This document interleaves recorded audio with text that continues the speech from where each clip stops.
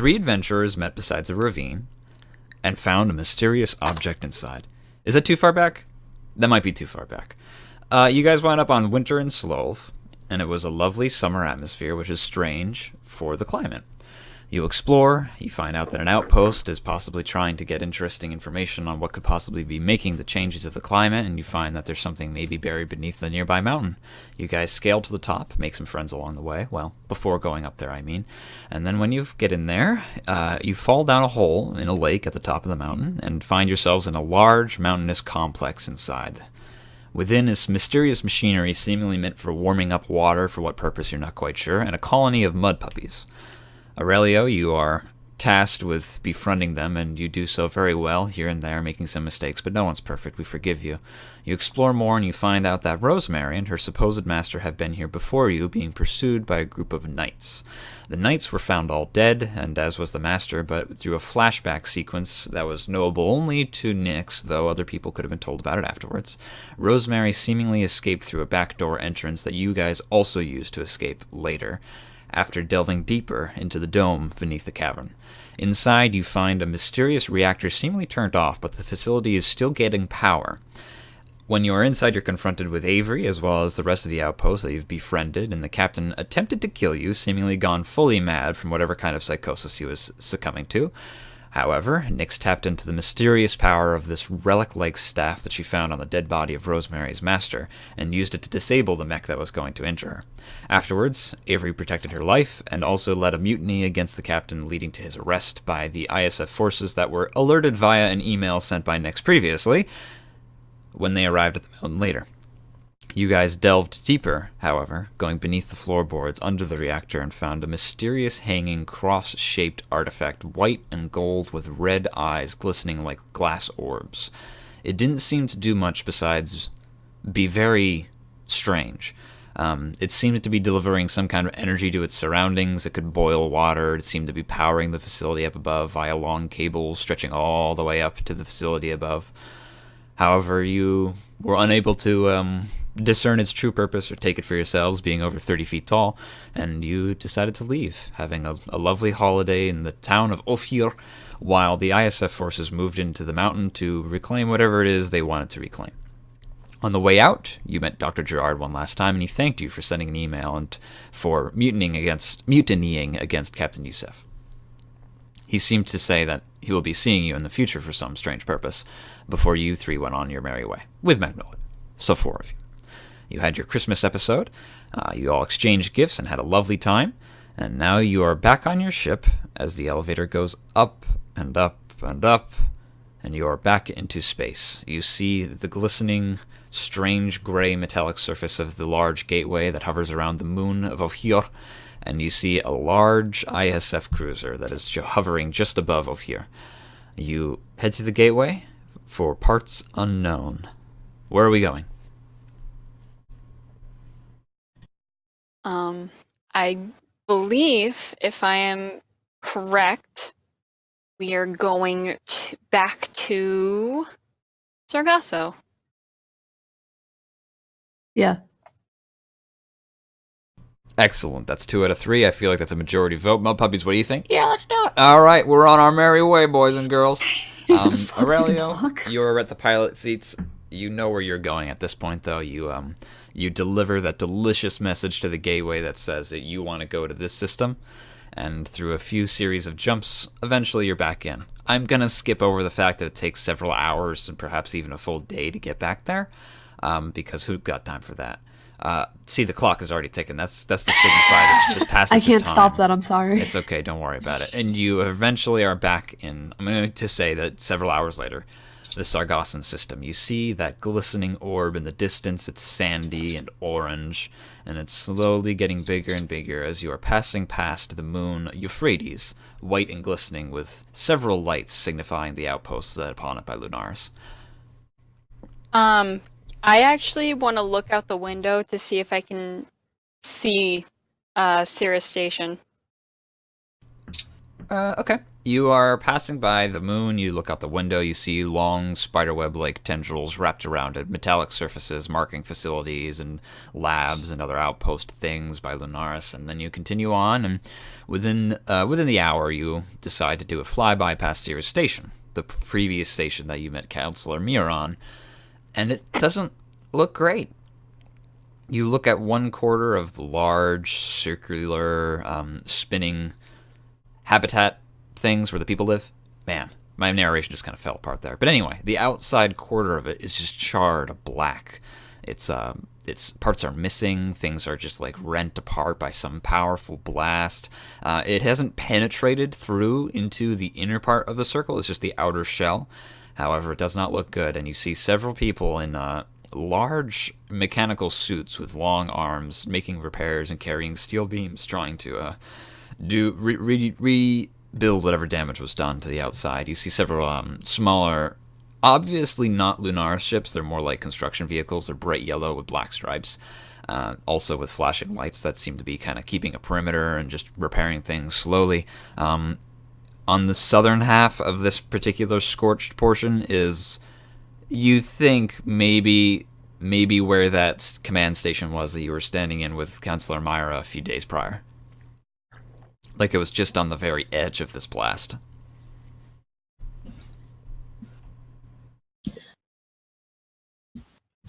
What do you do? Nyx is just kind of looking at the station and is glad that it's not as bad as she was expecting. Okay. Anybody else? I'm just driving. Okay. Well, you know that if you wanted to talk to Councilor Mira, she's somewhere on Sirius Station, as well as possibly Captain Azura, though you don't know for certain. And if you wanted to go talk to anybody else, well, you know where they are. Do we want to stop off at Sirius Station first? And she's kind of like back in the cockpit with Aurelio. You can either hit it on the way in or hit it on the way out. Nobody knows you're here.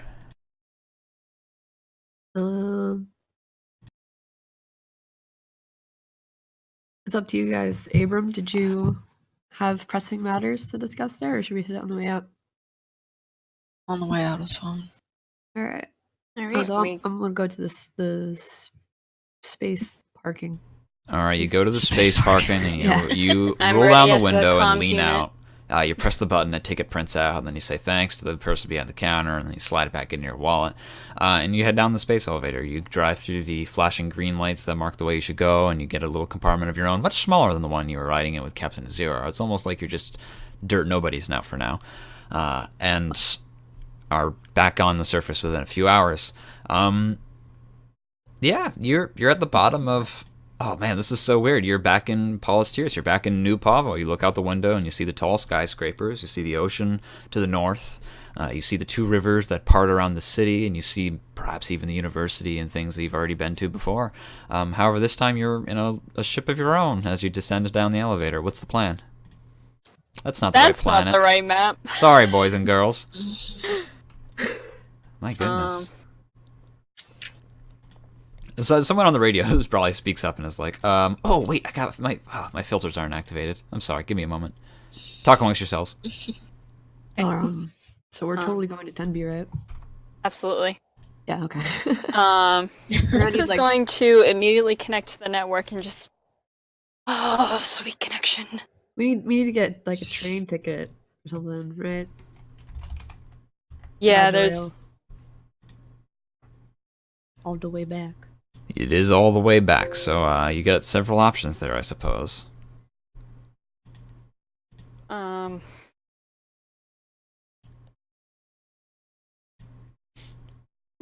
I is the see. train in town? Always. I hope so. Right. I'm going to go ahead and make an executive decision because I think you guys forgot. You bought a ship that's capable of flying in atmosphere. Oh, Yeah, where try is to it? put that shit down. Oh, yeah. Because you bought one Bring that it has like back. wings and stuff like that. They're not just for show. You don't need wings in space. Give me that back. Give me a what back? Give it back. Get my ship. Get my ship. Slide the Yeah, ticket back across the counter. It's all yours. You're in your ship and you are just hanging out. There's a console nearby, and we'll glaze over this, even though I could turn it into a fucking hour-long challenge. You talk to the people. You talk to the person who's responsible, and you ask for a temporary flight license. And once it's checked out that your ship is actually fully capable of that, and I'm assuming, make a persuasion roll for me, Aurelio. Okay. Because there's so many. There's only Oh, so many no. things I can let you get away with before I have to actually have some kind of chat. So you're like a trained pilot, right? And can like fly? Oh, of course. I've been flying since I was a young lad. I've been trained in the ways by my father and my father before him and his father. Oh, I too can do that, sir.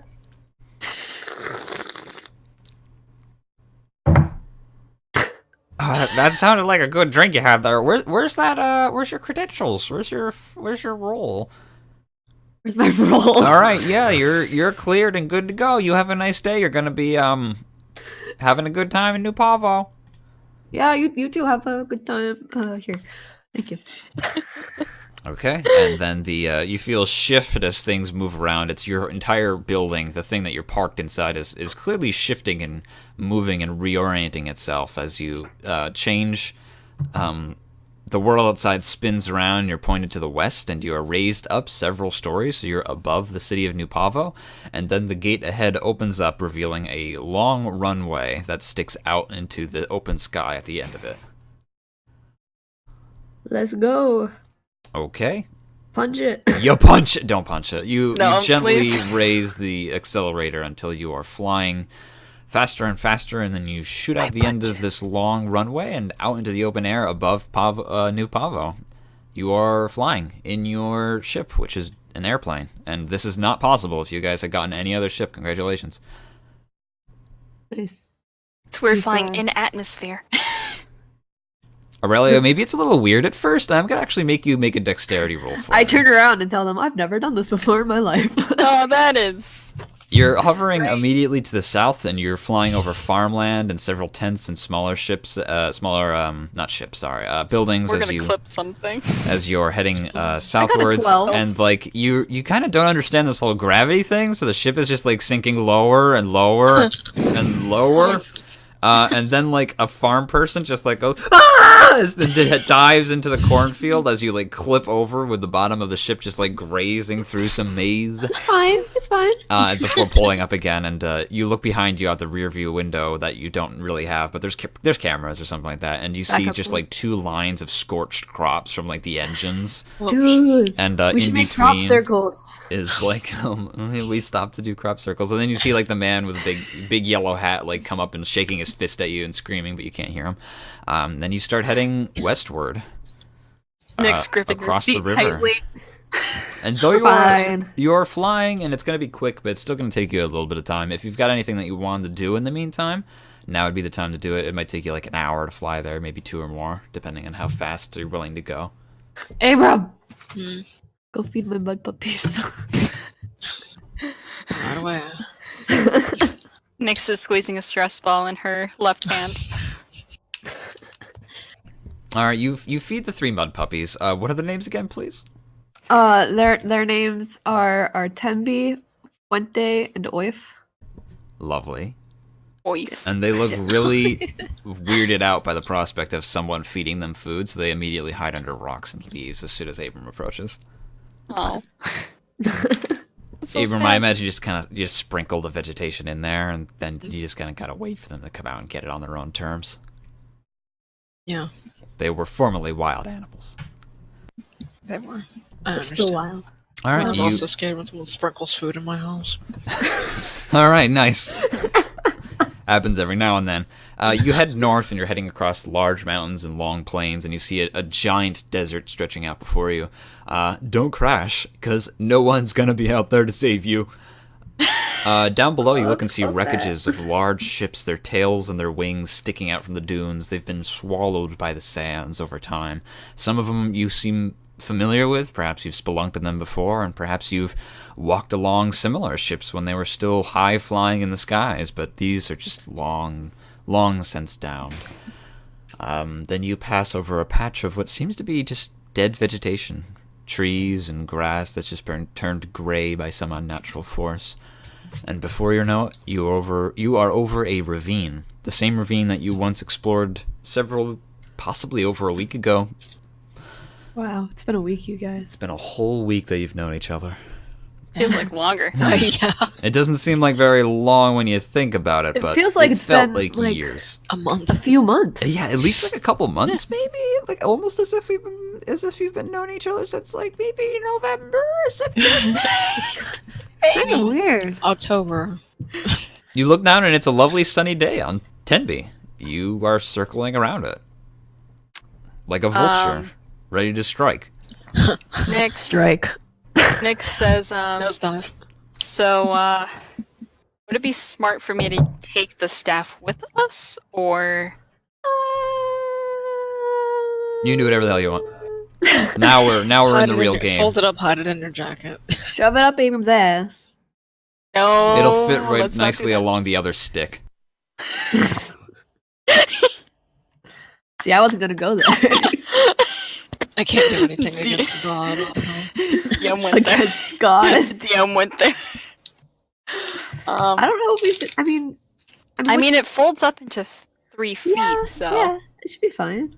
I'm more worried about if you can land this ship. Oh no, it's fine. I want to know how to describe to me how you land this ship because Okay, there right. is no landing no. strip in Tenby. No, ready? Okay. Buckle yourselves in. You know where Tenby is, and you know where the chief's house is. Yeah. Or in this case, was. I'm kidding. So like, there's like, you described it as like the chief's house is like kind of on a hill, and there's like in the back it goes down a bit, and then there's like grassy area over there. Yeah. Like I'm talking about like wherever the area was, but it's like kind of grassy. I'm gonna park down the hill from the chief's house on the outskirts of Tenby a little bit because I don't want to accidentally crash into anybody or any buildings. Please don't crash into the chief's Roll house. a dexterity piloting check. I'm proficient in this. You are proficient in flying vehicles, so you can add your proficiency bonus. Roll a d20, add your proficiency, add your dexterity. I'm afraid. Plus 4. 12.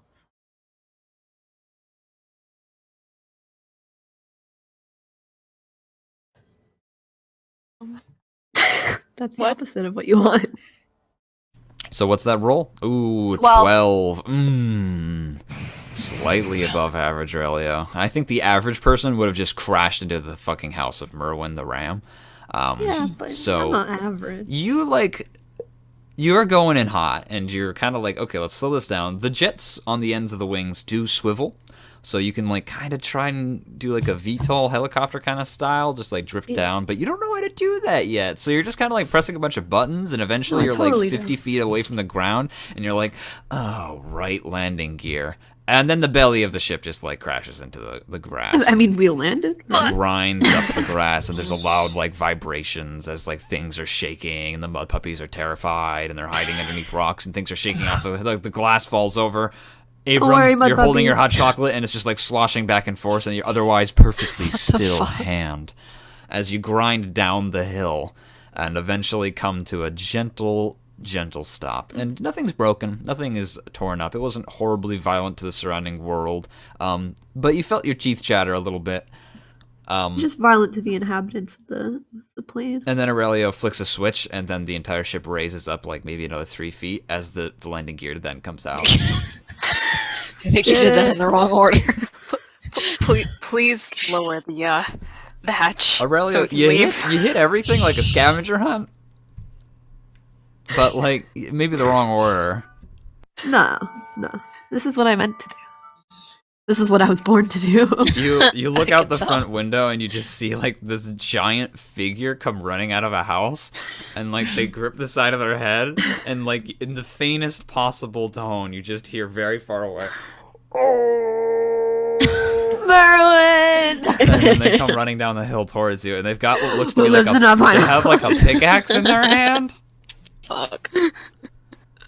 He's gonna kill us. Okay, I open the hatch and I run out to greet him. Okay, you run out the hatch and you run out the door and jump into Merwin's awaiting pickaxe, and he kills you instantly. The way I've always wanted to go. No, he's very surprised, and then he drops the pickaxe, and then he catches you because you just threw yourself like 10 feet. Yes. It was incredible, and you land in his big, meaty arms, and you've never felt more warm in your life on this burning hot desert planet. Next comes stumbling out of the ship and just falls to her knees on the ground. I don't want to do that again. Chief! Oh, I missed you so much, my boy. How are you doing? I'm doing great. How are you? Did you see, I'm did you see the doing plane? great. I missed you. They're so cute. We got a plane. I see you got a plane, and there's... That's not a landing place, my boy. Yeah. We had to improvise. I see that. Good job. Yeah. Aurelio just beams up He pats you on the back, and you almost fall over again. All three of you are standing out on the outskirts of Tenby at Merwin's house. Congratulations. We did it. We're back. Nice. Good job. Good job. Perhaps you never thought you'd see it again. Because that's the nature of Dungeons & Dragons games. Also, for a second there, like, why the heck did Merwin sound like George from Mice and Men? I've never... Is that there's a movie version of Mice and Men? Or am I just No. matching your perfect headcanon voice? It's just... There is a movie. Really? I didn't know there was a movie of Mice and Men. I guess why not? Everything Steinbeck has a movie. Yeah, I'm almost positive. I don't know. Okay. I mean, he's a big man. George is a big man. They're going to sound similar. Yeah, there is a movie. Well, anyway, you're back in Tempe. What are you doing? We're gonna ask him about the orb. Since we never did before we left. Yeah, and also now that we have it, like, cracked. Yeah, Open. And open. it's Okay. quite open. Come into my abode. And you see him walking back up the steps, and you see he's now got like an anklet around his... Actually, he's got like 2 anklets, and they've just been connected together to like form one bigger one around his He's left under house leg. arrest. Yes. And he walks back to his adobe house. And you guys head inside and sit down on a large couch, and you were trapped here several days before, but now you're welcome guests. Oh, whatever. And he fixes you up some delicious tea that smells god-awful. Roll a Constitution saving throw if you decide to drink it. I drink it. Okay, roll a Constitution saving throw. Can't wait to throw up. 17. I'm already ready. I'm already 9. ready to throw up. Okay. 14. All right, Abram, and next you drink it. Aurelio, we'll get back to you. Yeah. Oh, no. All right, what do you goodbye. got? Abram, you said you wanted to ask him something. You can lead this conversation this time. Let's have you. Yeah, because I'm the best at leading these types of things. Yeah. Abram just pulls his backpack around to his lap and takes it out and sits it on the coffee table. Nice. And all of its weird, glowing, shifting lore. You all look at this orb that is sitting on the table, and you see a white stone-like orb with a yellow band around its equator. Nothing more, nothing less. It turned off. That's I guess we... fancy rock there. I've never seen that before in my life. So, like, you don't know anything about it? Haven't heard He anything? leans over and like picks it up and like moves it around and stuff like that, and then he holds it up to his face, and from his white beard, a tongue comes out and licks it. Yeah! It's tradition. It's our ghost ring.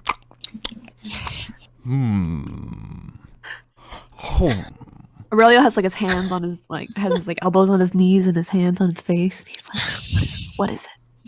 This tastes like a sealing stone. Oh, a what? Aurelio also licks it. Back in the old days, back before we had fancy technology, if we had something precious, we'd bundle it up in stone and send it off. That way it was going to resist anything that this planet had to throw at it. This is something either very valuable or something very cursed. That's the only 2 reasons why we would go through the effort of bundling up in stone. You needed the Any- perfect consistency of 2 solubles. It was like pouring limestone or molten iron. And then he just bashes it into his ironwood table.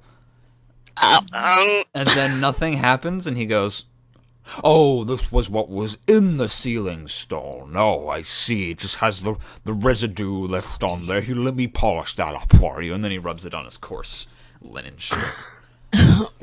Like an apple that he's about to take a bite out of. Abram takes it back. Okay, you take it back. Anyway. What kind of like cursed, like, are there any stories of like any kind of cursed objects being sent? Well, yes, but before I tell you them, I just want to be very specific that we usually bundle the precious things, sapphires, gifts for other chiefs, precious heirlooms, things like that. When I say a cursed thing, I mean like, the silver hand of the chief of the sheeple. Of the sheeple? No, the what? sheep. It was another chief's tribe a long time ago. It was just a normal gauntlet, but bad things always befell the current owner. Eventually we bundled it up and just left it in the desert. Oh, okay. If you ask me, though, I mean, we always gave it as a gift to a proud warrior.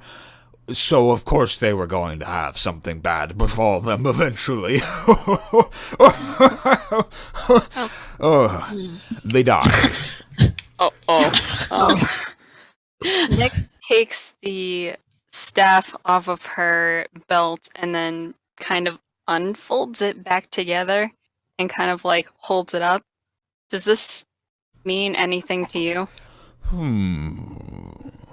Please don't lick it. But, No. how are you certain? Please don't lick it.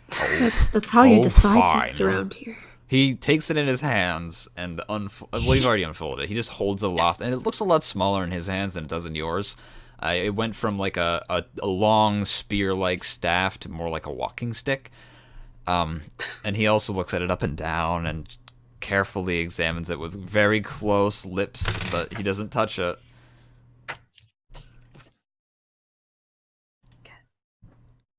This was Rosemary's master's. You know of her master? Well, I haven't seen her in off 10 years now, but I met her once before. To be honest, I'm shocked that I remembered this at all. I suppose she was difficult to forget. She What was smelled she like? like spices. Wore purple all the time, just like that Rosemary girl now. Very quiet, always kept to herself. She seemed to come here only once before, just passing through, and never stayed longer than the day. That was back when this was still Stanlow and not Tenby, and I was still chief of a very quiet, secluded tribe. This was before Salvador, or the Big Brothers, or any of those other folks. Do you remember her name? Ooh. I remembered something with a T. Roll a wisdom check, Chief. Maybe I will, Aurelio. Maybe I will. No, afraid I can't remember. I'm sorry, but I'm sure you can just go ask Rosemary. Yeah, we were planning on heading over soon. Indeed, it's a very fine staff. I'm sure she'd love to see it again. Oh, it's been quite the journey with this thing, and she folds it back up and puts it on her hip again. Well, excellent. I'm happy to see you all again. I'm sure there's the people in the village who'd love to say hello. Oh, there's Especially, much more people now, by the by, so keep an eye out for new folk. How? Ooh. We were only gone a week? Well, yes, but there was supposed to be more immigration, Salvador said. A whole shipment of people. To fill the houses built and to expand more north. Aye. It'd be a good time for the people of Tenby. Do you still get into town much? Oh, now and now. I just like to poke my nose around, as I usually do. Nice. I still go to the tavern. Yeah. Oh boy. By the way, Aurelio, if you happen to be here for the night... Oh boy. I will let you know. He does like finger guns. The chief tries to emulate your finger guns and just like kind of just points at you, and he doesn't really know why he's doing it, and like his hands are like canted the wrong way. Perfect. Do you need anything else while you're here? Do we have how far of a walk is it into Tenby again? We're not driving. We're not driving the plane. Well, It's No, Tenby. I've why I got a refuse. landing job. You can take my buggy. I need to go into town for groceries anyway. Ah, that'd be awesome. Thanks. Come Can I now. drive? No wasting time. I think the chief is going to. Who's driving? You know Nick who's says driving. nervously. Oh, it's the tree. And you all, Oh, you no. pack into the buggy unless you've got anything more to talk about. Nah. Okay. Cool. I'm afraid. And We're all gonna die. the engine begins, and it's a loud puttering sound, and it takes maybe like 30 seconds to finally like get a satisfyingly long rev sound, and then you slowly inch forward, and then as soon as you hit the hill, like gravity just takes over, and you just like slowly speed up until you're just like sledding down the side of the mountains Oh dear. towards Tenby. And it's not too bad. He's an old person, so he's actually kind of driving pretty slow. And you get to Tenby within probably within the hour. But it's a nice early morning. It's about 10 o'clock here on Sargasso. Nice. And you So get into easy. town, and you're driving down, and you do see more people, a few more varieties of clothing, some faces that you hadn't seen before. You see Matthew, the person who helped you with the chief that one night, and he gives you a hearty wave next and goes along with his normal grocery shopping. You see Jacqueline in her mechanic's overalls covered in grease and oil, and she also gives you a nice wave. And where are you going again? You're going to Rosemary's shop? That's a direct way to go? Yes. Okay. Yeah. That's fine. Then you probably pass by the Bing Brothers. Ring Brothers or Bing Brothers? I think it was the Bing Brothers, I'm pretty sure. No, the Ring Brothers is a real copyrighted thing. Oh, shoot, you're right. Yes, the Bing Brothers. And they're just like hammering away on some large mechanical piece for some ungodly thing. You're certain. And they don't give you a wave, but they give you like this weird kind of like squinty sneer, which in their own way is a kind of formal greeting of high respect. Okay. And then the chief stops the buggy and he says, I've got some things to do downtown. I'll pick you up in an hour, as that's good. Do you need a ride back at all, or will you be trying something else? It's your guys' call. We might stay in town for maybe a day or two. Oh, excellent. I'll be sure to talk to you tomorrow. Oh my, I almost forgot. And then he leans back and like fishes around in his like backpack, and he pulls out this weird gnarly yellow piece of paper and hands it to Aurelio. I meant to send this off today, but, well, you're here. So I see no reason why I shouldn't just give it to you. Oh, okay. Oh, thanks. No, I'll make sure to read this, and we can talk about stuff tomorrow Oh, or whenever you come excellent. back. Well, you have a good day now. Bye-bye. Bye bye. Bye. And then he speeds off down the road. That's not true. Very slowly goes down the road. He hits it. He smashes that gas and flies on through. And you guys are standing out front of Rosemary's small herb shop. You see the small copper sign hanging and blowing in the breeze. You see several windows, dark tinted, and some candle lights inside. What do you do? Paint me the word picture. Nyx takes a deep, long breath before going in. She says, "Wonder how she's gonna take seeing this thing after everything." Are you gonna let her take it if she wants it back? I don't think it will let me give it to her, if that makes any sense. Well, what if it does? I'm asking what you want to do. It is rightfully hers, but I've grown kind of fond of this thing. I'm more worried if she has an adverse reaction to it. She might not want anything to do with it at all if it's a painful memory for her. Well, only one way to find out. And Nyx heads on inside.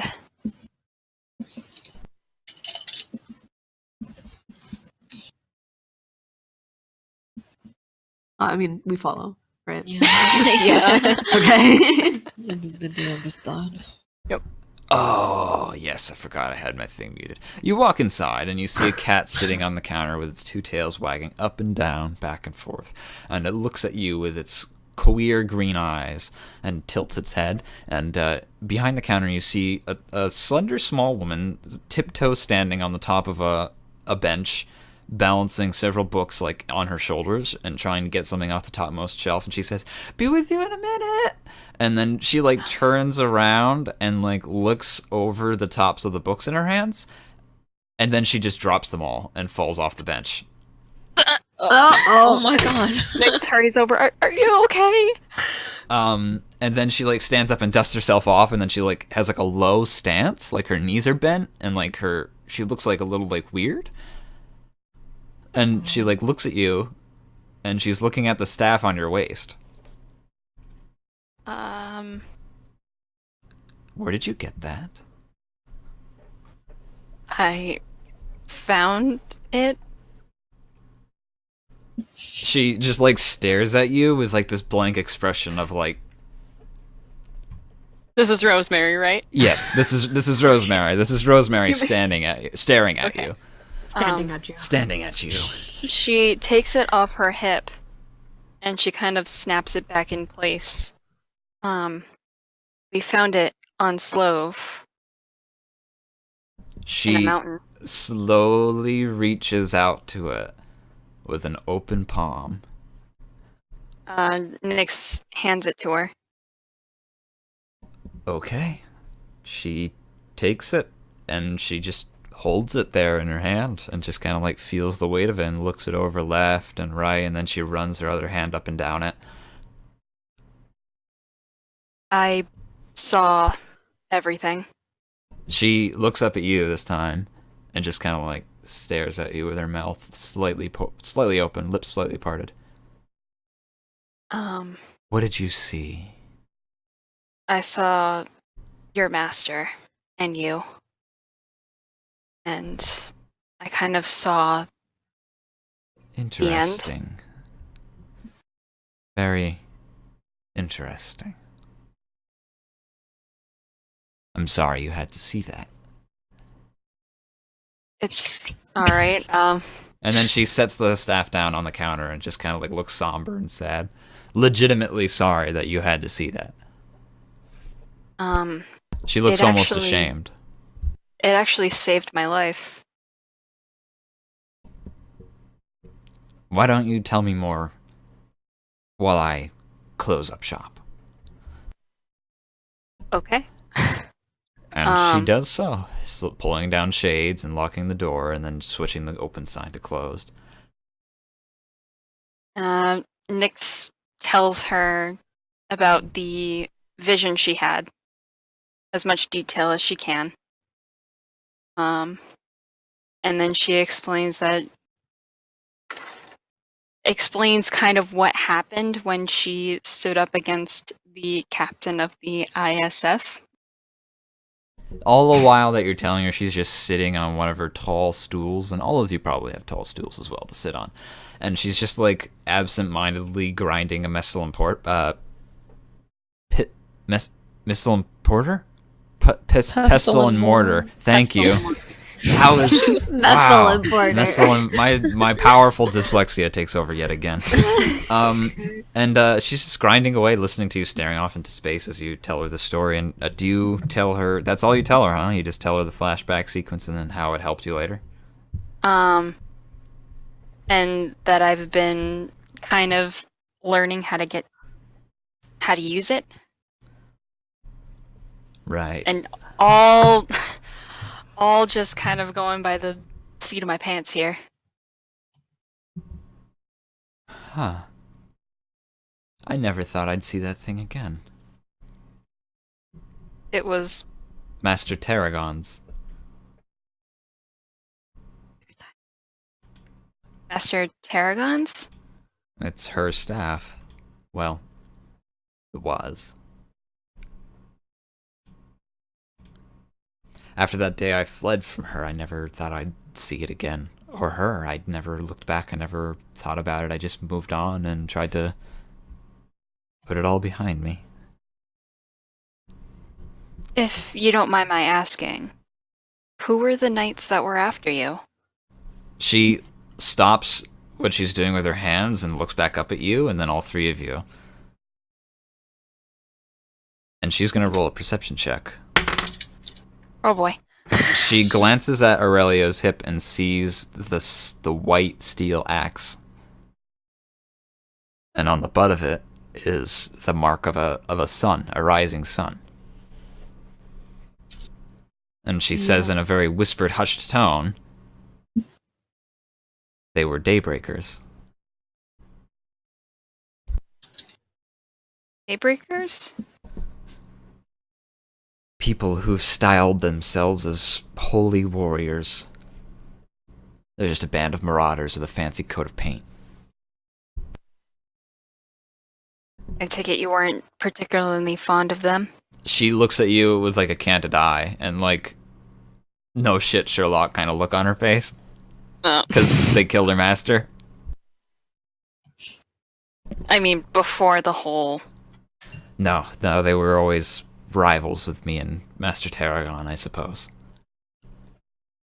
They didn't tolerate anything that's different from themselves, even if they pretended to be for the better. What did they fight for? Power. Just on Slow? No, they won.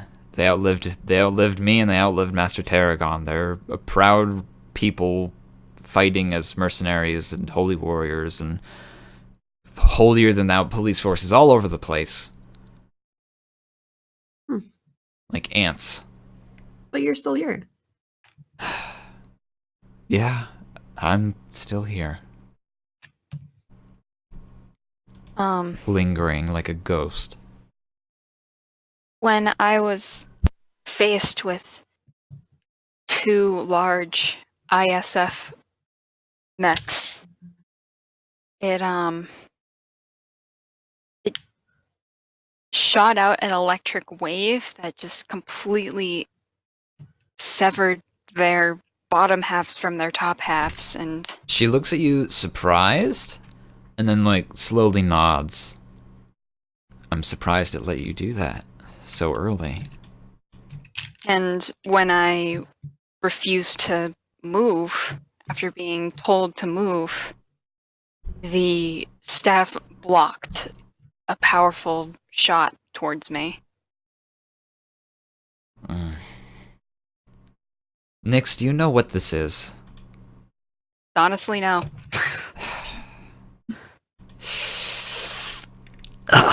She like is her face turns a little bit red and she's like containing some kind of like fury almost. And then she takes a deep breath. And then the cat jumps onto her lap and she starts petting the cat and it seems to be calming her. Nix, this is the Arcturus staff. It's the staff of someone who never, ever gave up. And I guess it chose you. Hmm. She just kind of looks at it. And in that regard, I guess I'm proud of you and happy for you that at least you were able to not die. I don't know. Nyx, you've walked in with a nightmare that I've had. I forgot about this forever ago, and I thought I'd never see it again, nor did I ever want to see it again. And I guess I can thank you for telling me that everything worked out the way Master Tarragon wanted, but I don't know what to tell you. I'm sorry. I think I upset you a lot. No, it's fine. It's fine, I suppose. I guess if you... thank you for coming and showing me it all instead of just keeping it as a treasure and putting it up on a wall or something to gather dust. That's not what Master Tarragon would have wanted either. I was hoping that you'd be able to maybe teach me something about this thing. Honestly, it's all been trial and error so far. She looks at you with a blank expression. Roll persuasion. Not my strong suit. Oh boy. You can do it. I hope so. No. Perfect. Saw that coming. She looks down at the ground and just kind of like ignores the question. I'm afraid I don't have the time to train you in how it's supposed to work.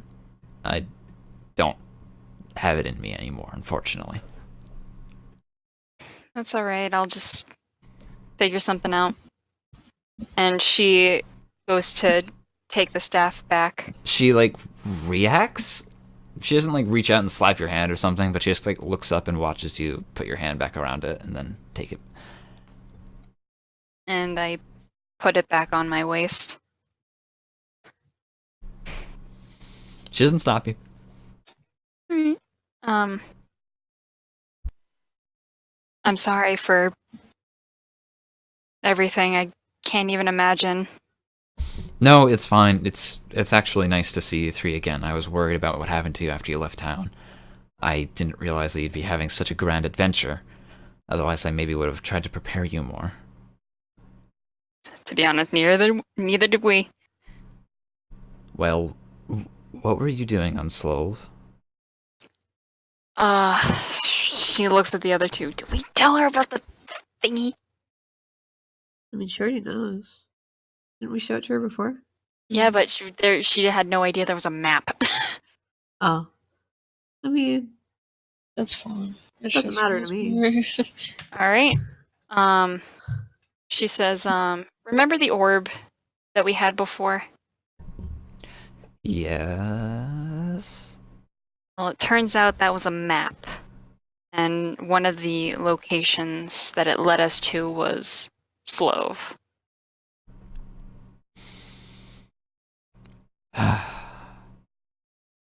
And what did you find there? This. And she kind of motions to her hip. And then we also found a facility that you had encountered. And all of the people that were involved in that facility We're dead. Yeah. I know. I was there. Speaking of which, Abram chimes in. What were you doing there? She just kind of looks at you with a bit of a squinty eye and some furrowed eyebrows. I'm gonna make you roll persuasion or intimidation. Oh, baby. Please don't scare her. You can pick. My date. If you choose to do intimidate, I am gonna have to ask you to say some kind of intimidating thing, but you might have a better score in intimidation than you do in persuasion. I have no idea. Where's the sheet? Oh, here it is. Persuasion, intimidate. I mean, they're both the same. So. Clock's ticking. Clock's ticking, Abram. Shut up, 8.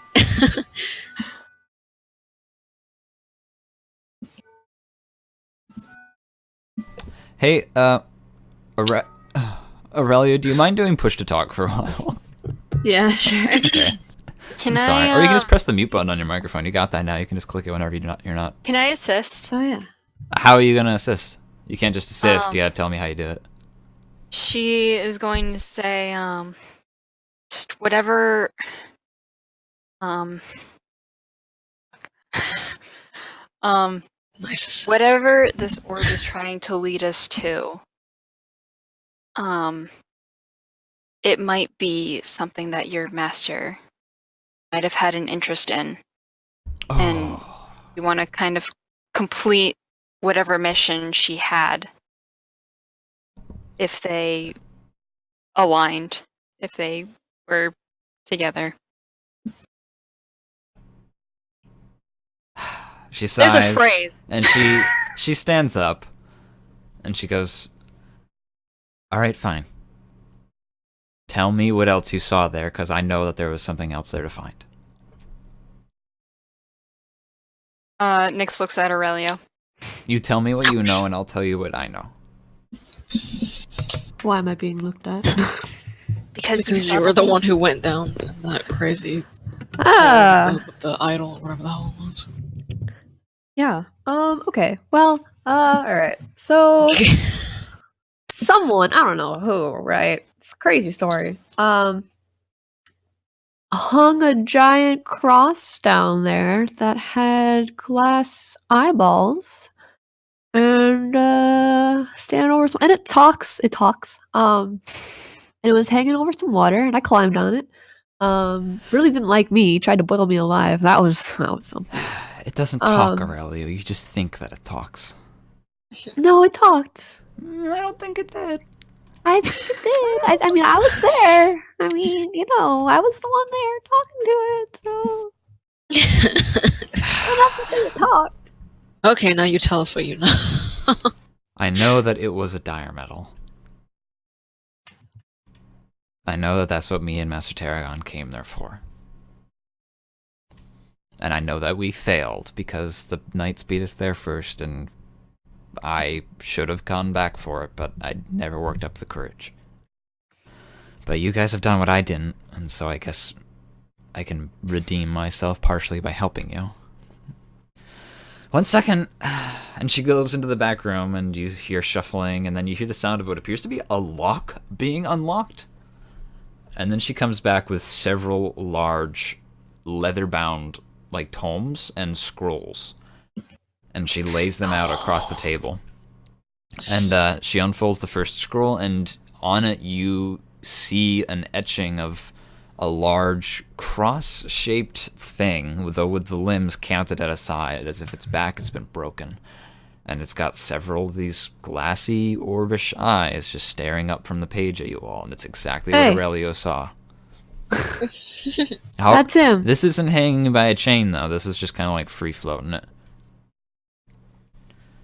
Yeah, he was hanging by a chain, though. Throughout the sector are these many scattered ancient things, and only very few people know that they even exist. They're present always as the sources of myths and legends, and they've turned into ghost stories over the centuries. They're dark, wicked things. Anything that is made from this will have power unimaginable, but it will be cursed, always and forever. Those who are good doers will be twisted by them, and those who do evil will be humbled in comparison to these things. It's not like a real metal, like an alloy or a mineral, but it's just like it's a term. They're just these big, indestructible artifacts and structures, and they all kind of look the same. They all have this share of white and gold. I'm assuming that's Wait what a second. you saw. Rosemary. What? Abram, take out the orb. I take out the orb. When I held the orb up to it. Get that away from me right now. He doesn't. He just sits there with it. Is there a problem? Yeah, that's what they look like. They? The dire metal. It only did this when I held it up to the cross, though. It's not doing anything right now, just so you guys know. It just looks white It just has the with a gold band one around it. gold. but doesn't have all the other stuff on it. Well, No. when I held it up to it, it had a bunch of like squiggles. Yeah. This- Like a maze. this reacted to the other one. I've never heard Quite a of that bit. before. So this showed you a map, Yes. and it marked Slove, and where else? Some random place out in the middle of nowhere. One was in the middle of nowhere, And presumably. one was And one was what was the one? The two more Lon Pianist. Lon yeah, Fawn. that one. Leon Fawn. Yeah. I can't find it. Right, But yeah, that one. right. Leon Fawn? You'll get it. Lon Fionn. Leon Long- Pial. Leon Fiel. You did it. I'm really proud of you, Aurelio. I really tried really hard for that, okay? This is You did. this is the thing that you found in the ship, isn't it? This is what was hidden inside that orb. Yes. And this is what sounded that call, isn't it? Yes. Yep. It also, when activating the map, it sends out a signal to the red star, which is what happened to Cirrus Station and also The red Pavo Station. the red star did that? That's just a Yep. ghost story. No, it's very real. I don't know why I It's- said that, considering I'm giving you a speech about ghost stories turning out to be real. Yeah, and this isn't the first time that it's made its appearance around Sargasso. No, not if it's responsible for New Pavo or Pavo Station. I don't. What does that mean, though? It means that Why was whenever we try and look at the map, it sends out a signal and the red star can track it. So we've been very careful and we only looked at the map once, hence why Cirrus Station. But you've only just found this map. Why was it here 10 years ago? Because Pavo Station saw something that I believe has something to do with this, and the red star followed that signal.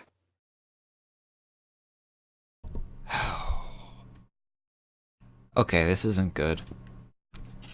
She just like gives herself a temple massage, and she's like having a little bit of a stress breakdown.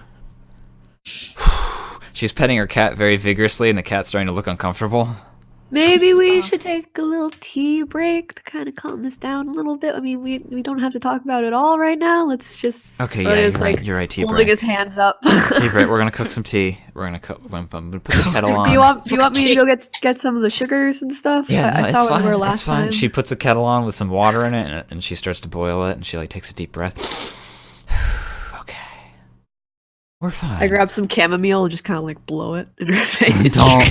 I. Blow the tea leaves everywhere. Ow. Okay, thanks. I feel better. I'm feeling good. Okay. Okay. Next, But Nick says- okay, wait, hold on. This thing is dire metal, and it's showing you where other dire metals were that they want to be found. Me and What? Master Tarragon were trying to find that one to destroy it, to seal it away. We'd heard about it in a myth and a legend of Slolv, and I mean, we weren't the only ones looking for it, and that's why we ultimately failed. But we didn't have a map. It didn't call to us. This has never happened before. We're not the only people it's called to, though. You're right. It's called to almost Everyone. everyone. So those people that you fought, are any of them here? No, they're not on. Well, I don't think they're on Sargasso. Okay, well, I mean, the one in Slove kind of sealed itself away, so that one's taken care of. What happened after you guys left? Is it still there? Uh-oh. Well, like, okay, so like, it boiled the water, and the water started rising. Oh, and this giant robot hand came down and The ISF broke will the likely chain. find it soon.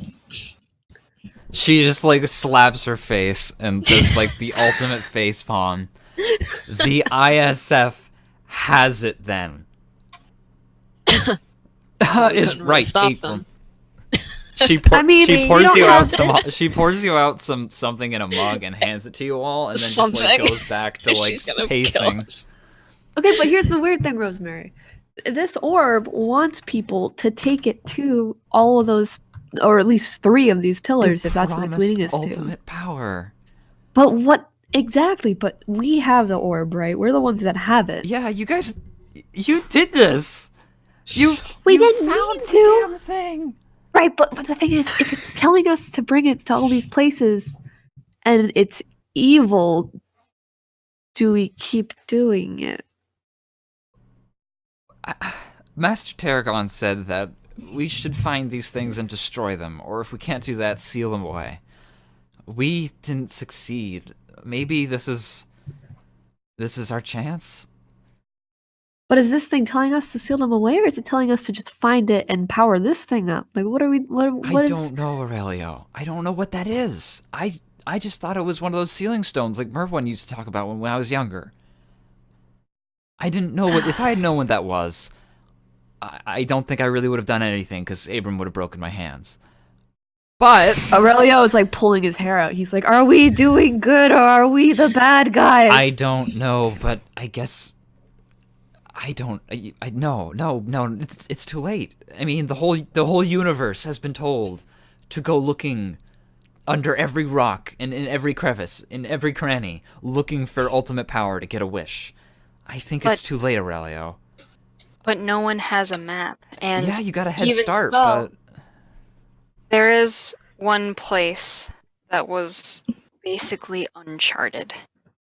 That these things they're ancient. They're older than the modern era, and I don't know how far back they go. I mean, we found them by looking at myths and rumors from our religions of spirituality.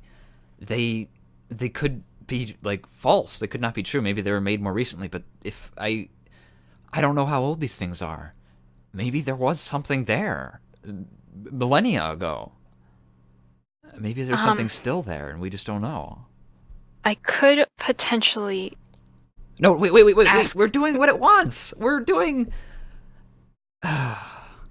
You guys look at the mug of water that is in your hands, and it's just hot water. She forgot to put tea in it. I drink it anyways. I don't want to say anything. Good choice. I could get updates about what the ISF is doing with their discovery. How? Aurelio says. I mean, She just looks at Aurelio and then looks back at Nyx with like the widest eyes on her, like an owl. it just keeps getting worse. I don't even know if we're. I mean, I also if we stole 3 have mud some- puppies. Where did you find mud puppies? They're in that place where the staff was hidden, and they just came with me. You They're took in the 2 mud they're in the ship. puppies? There's 3 of them. There's a lot more than 2. There's a lot. There was only 2 and I... Oh.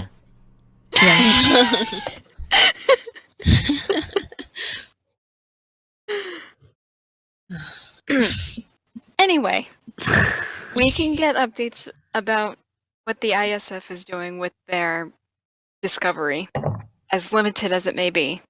However, it is still something. And I don't want to hear it. I can tell you something about it. At the very least, that one was supposed to be a power source. It just seemed to have energy unending. It could power almost anything forever. And I think that's why Starlight had it. They were trying to power something to terraform Slow, turn it into a warm world. Which was foolish. You shouldn't go messing with nature like that. Things are meant to be the way they are. I mean, it partially worked. You are... It was Everyone puts a hand on Nyx's shoulder. Don't. You hear mumbling that if you want to hear, you're gonna have to roll a perception check. Everyone roll perception. No, it's only Abram to do it, right? 22. Okay. No, only Abram hears like under her breath as she like turns away to actually get real tea. She hears like, Mother, she takes my master's staff and tells me that science is gonna solve all their problems. Nature shouldn't. Yes, Abram's just like, don't. I'm just gonna be quiet from now on. Next, you don't hear that. Only Abram hears that. So you have to be restrained by Abram in order to cease your foot mouthing. Well, regardless of whether what we're doing is wrong or right, we have it, and it's probably better in our hands than someone else. Even if the ISF has whatever that thing is. Yeah, you guys are probably not crazy. To be honest, they don't usually... I mean, they usually immediately go bad. Well, I guess they don't, because that other one was... I've never heard of this one that you have right now in your hands. I've never heard of a map. I've heard of wings, of eyes, I've heard of towers, I've heard of crosses. I've never heard of a handheld orb that makes maps appear. Ta-da! I wonder why it's only showing us these three. I don't know. I guess we could check it and see if it's changed now that you found the third one, but you said that it draws the red star. That's not a good idea at all. Which is not a dire metal, by the way, so what does it have to do with this? I think it's looking for dire metal. How does it know? Oh, I guess it would have had to do research on its own, but I thought it was just a pirate ship. What do they want with dire metals? I don't Maybe know, it but has its own. whatever they want with it, they have the means to destroy anyone who gets in their way. No, I've heard the rumors of the Red Star. I didn't think it was real. It was so outrageous. Yeah, well, I saw it firsthand, so it's not great. If they're so powerful, could they be using dire metal? I don't know, Aurelio, but they're supposed to be dead as of hundreds of years ago, so it's highly possible. I'm not willing to throw anything out at this point. The story says they were killed by being thrown into a star centuries ago. So how they're even still around is a mystery to me.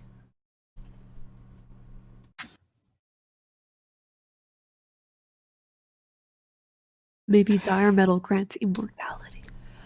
That's a little far-fetched. Usually it No, grants... that's a little far-fetched. I was gonna say, I'm using a wand now. That chose me Nix, by the force. Nix, you do sound like a crazy ironic wizard. I just want to point that out. By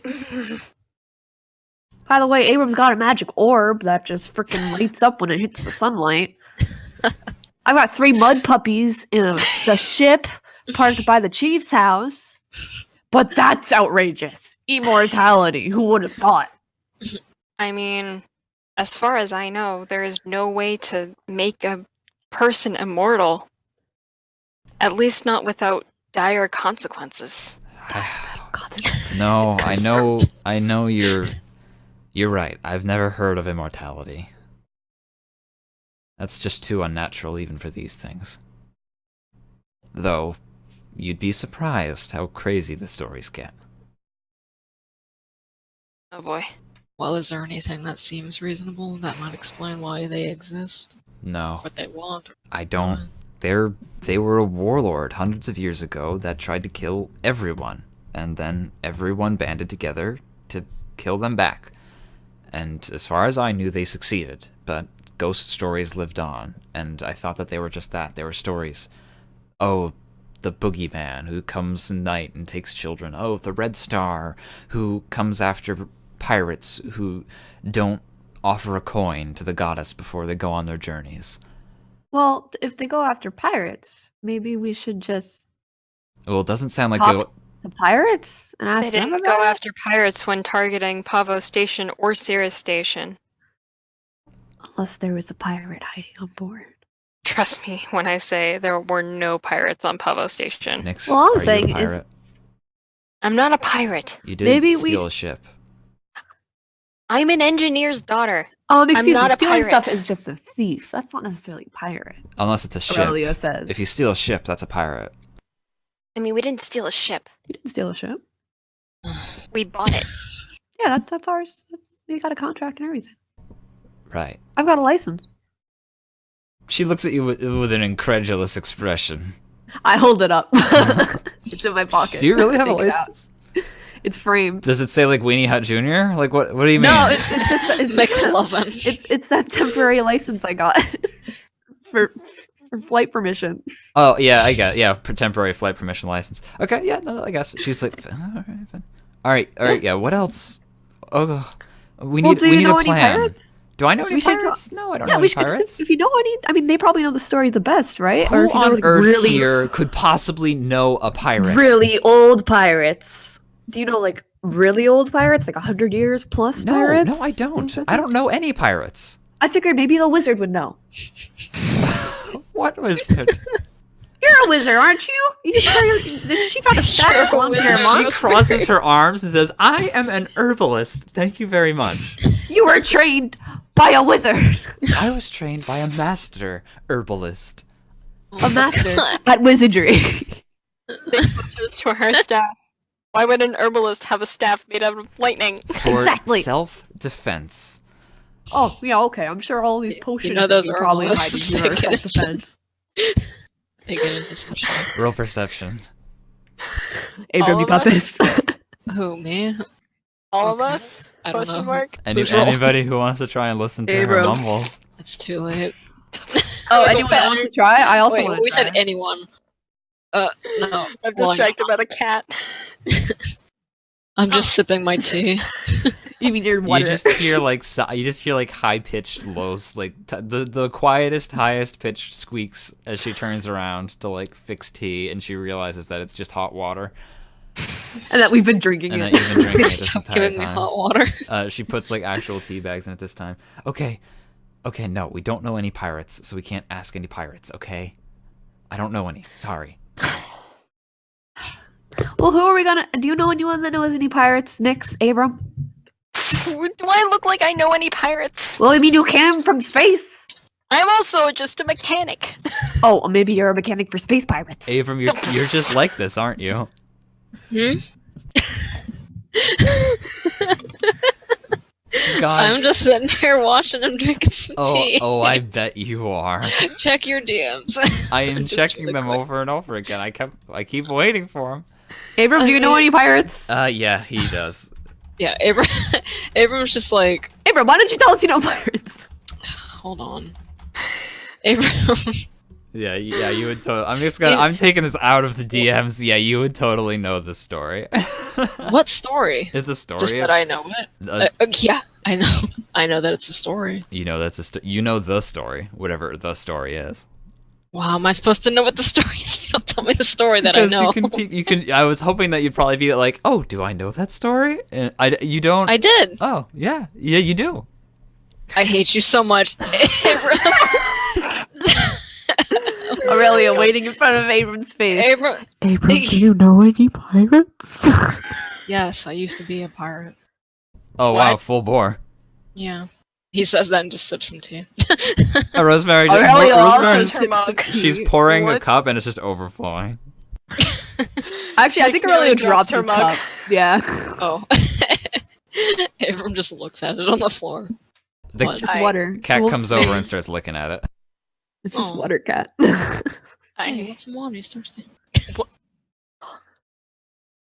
Wait, run that by me Pirate. again?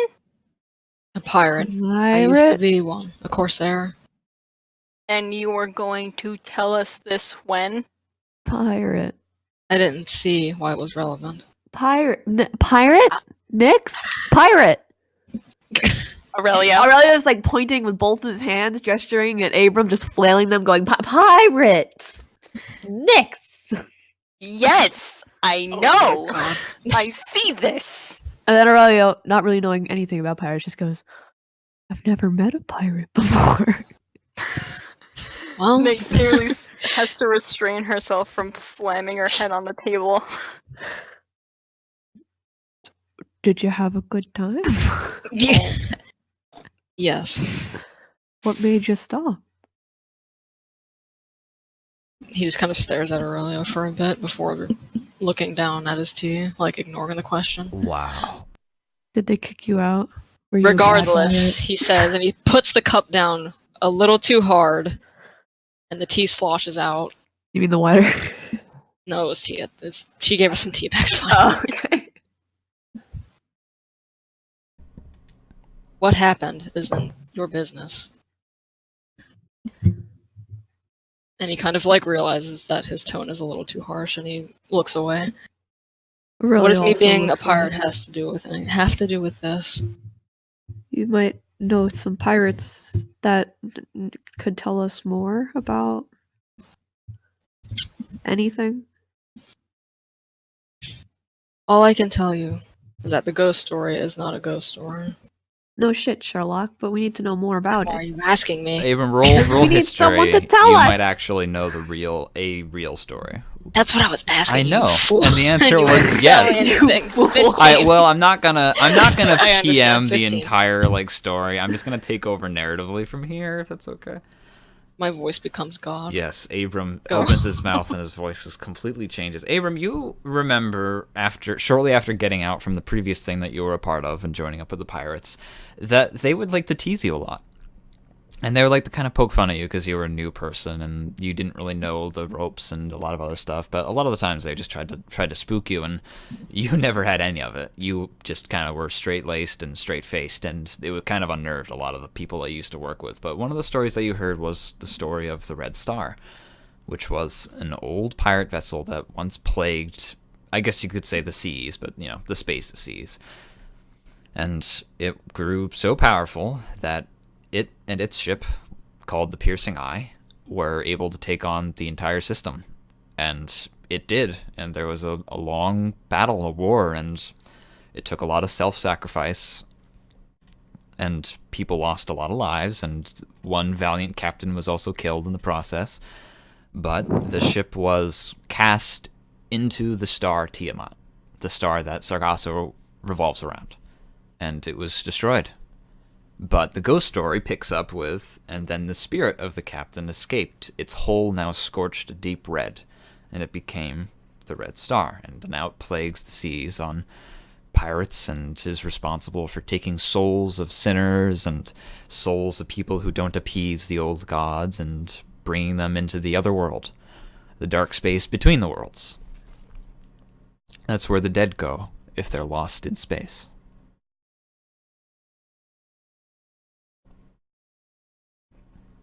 Freaky. But it was Nick's just kind of just leans a story. back. It's clearly not a story.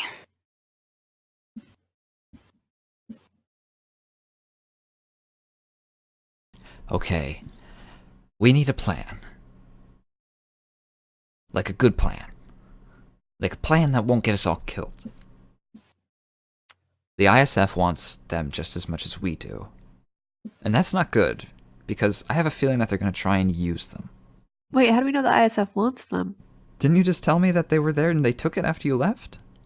I mean, they just they probably will. they were just excavating the area. They weren't there for Aurelio, I know the ISF. If they found it, they will keep it.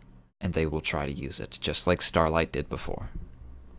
Wouldn't any of them do the same though? Wouldn't Lunaris also? Maybe. I like to think It that depends Lunaris on is what they're higher using. than that, but that's the problem with these things. Everybody thinks that they can use them for good. And even if it's just bad luck, cryostasis mysteriously deactivates mid-sleep and kills everyone on board. Even if it's just shitty bad luck, something always goes wrong trying to use these machines. If they're even machines.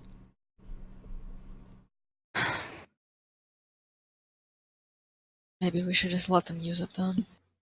No, they can use it on a grand scale. It'll mean danger for all of us. I don't What even are we know how supposed this to do? go.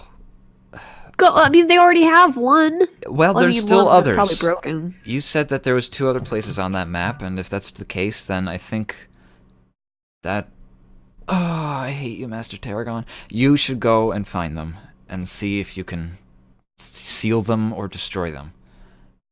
Seal? What do you mean by seal them, though? Hide just, them away. Cement?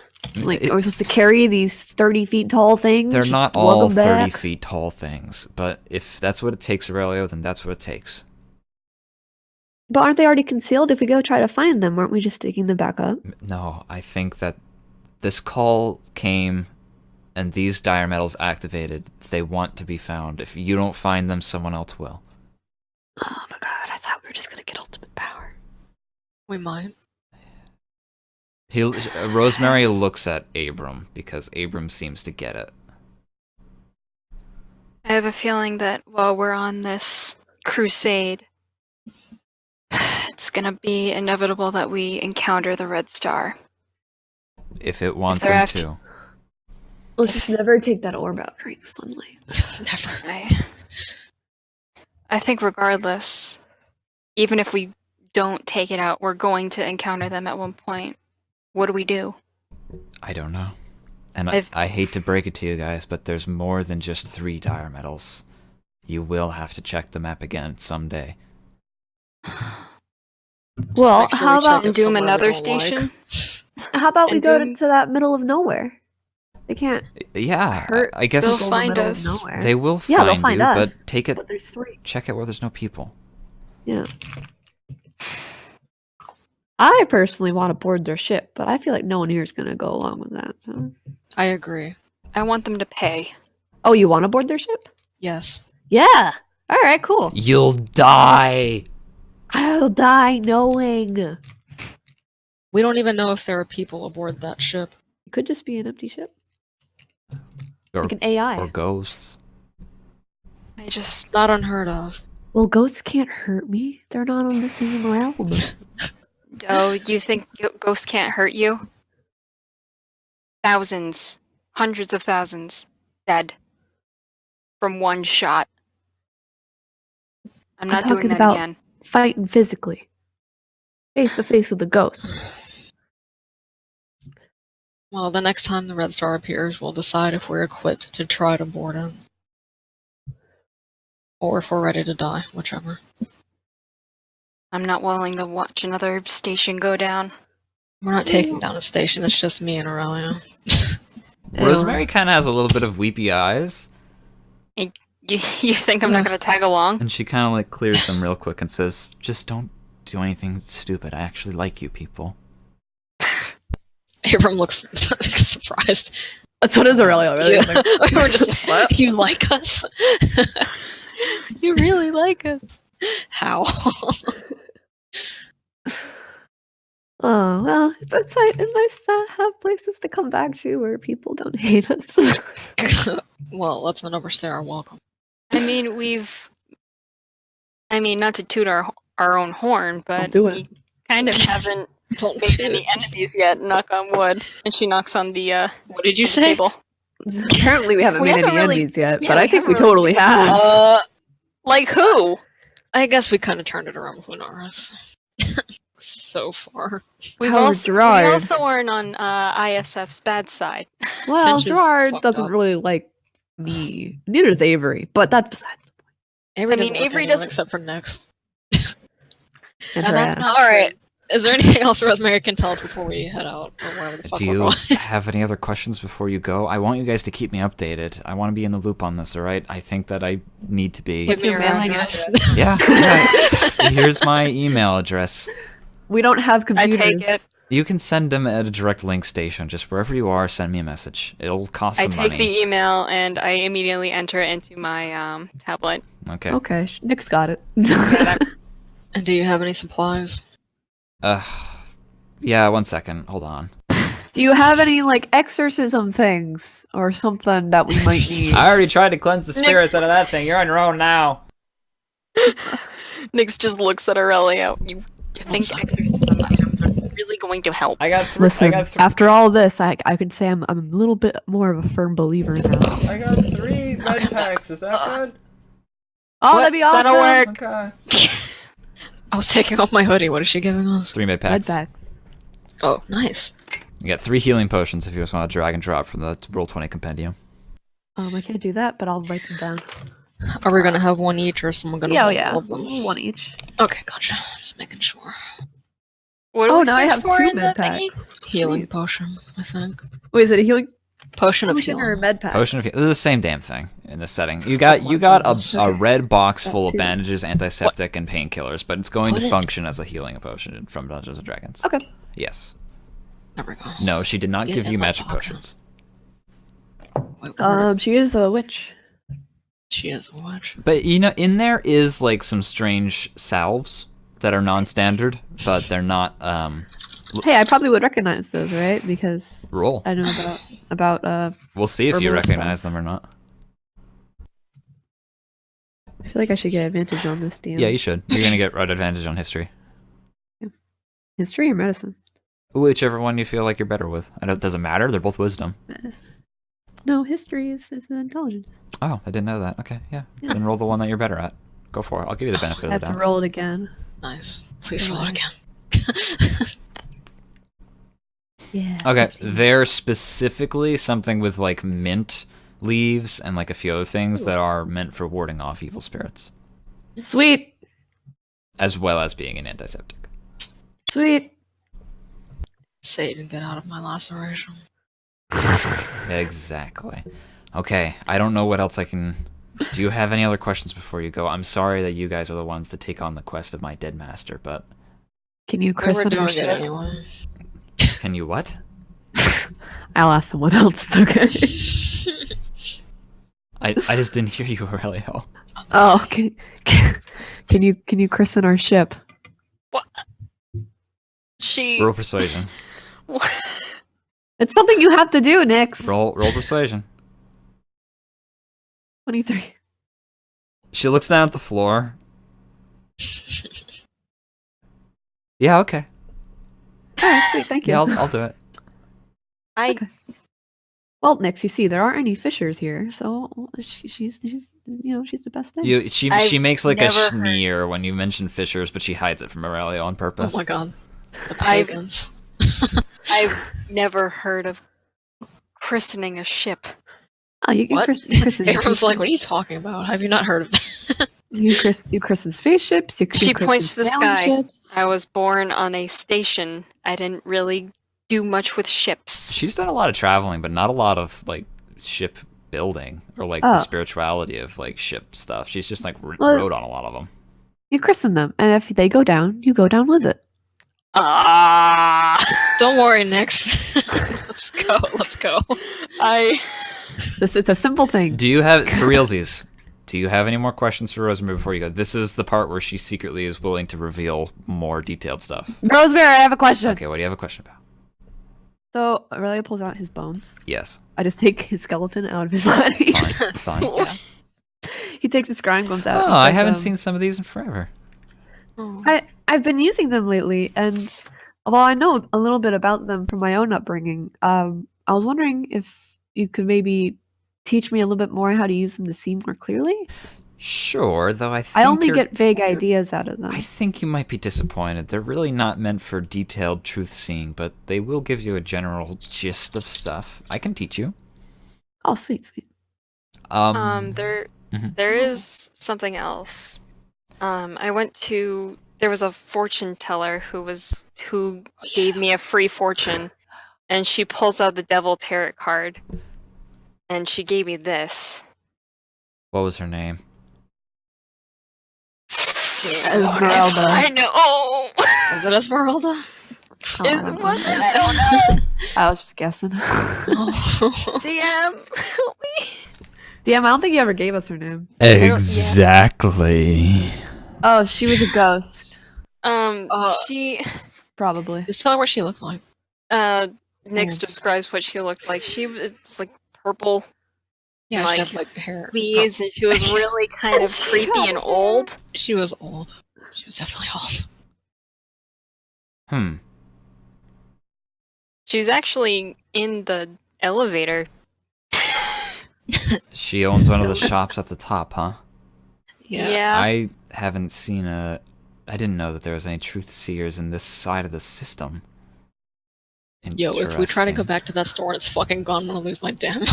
She told them Fucking truth. house moving castle. I forget what she said to me, but she told them truths. Yeah. She did. I think She gave you the devil, and I am I not. don't remember what She's she gave me. whatever she was. She's one of the old kinds of practicants, just like I am. Though I think we're from different branches, and everybody's got their own ways of trying to tell the future. And I mean, some are more vague than others. Some pretend to be a lot more specific. I'm sure that anything in that deck of cards could have been applicable to you eventually, if you're worried about the future being a bit negative. I think that there's always time to change it. But that's interesting. The devil, Nick's huh? gonna die. yeah, heavy. I don't think it's anything you didn't already know. I mean, let me just look at what it means. I don't Do remember you, what do you my remember card what was. me and Abram got? I don't remember what my card was, but I remember it meant someone was looking for. I don't know if it was me or us. Abram got the rogue, I think was the name of it. Aurelio, you got the not the hierophant. I got the hermit, Yes, you got the hermit, I believe. but it was a deck of many things. is Yes, what it was a Yeah, deck it of many wasn't things. It was not a normal tarot deck because I didn't want you to be able to look at it and actually read it. Wait, but you can. I didn't. But you can try. The deck I of many could things. try. I is want to what- try because I thought I wrote it down, but I didn't. I'm Or sure it's in there accidentally somewhere. deleted I think it was the rogue that you got, Abram. I don't. Enmity of the dark force. That's what it meant. That's all I wrote down. Nix, technically that wasn't your card. Then what was it? Why'd she give it to me then? I think you got scales because she had to give it to you somehow. But I think that's more like your group card. Oh. She gave me the fates, That was it. which was like erase and avoid event of a past, feeds on guilt, let go, or it could eat me. Eat me. What? It will What are eat my you. notes? Did you give me the hermit or the vizier? I think it was the Vizier. That was it. Thank you. But yeah, she gave us Guys, the devil. this isn't really my thing. I can't give you a truth based around these cards, if that's what you're asking for. I just wanted to know if there was any particular meaning that it held for you, but Only the meaning that I know it from, just what it means from reading about it, but I don't know how to use the cards myself. I can't give you any more than you already have. I will say that whoever that person was probably knew their stuff better than I thought they would have for a street side vendor.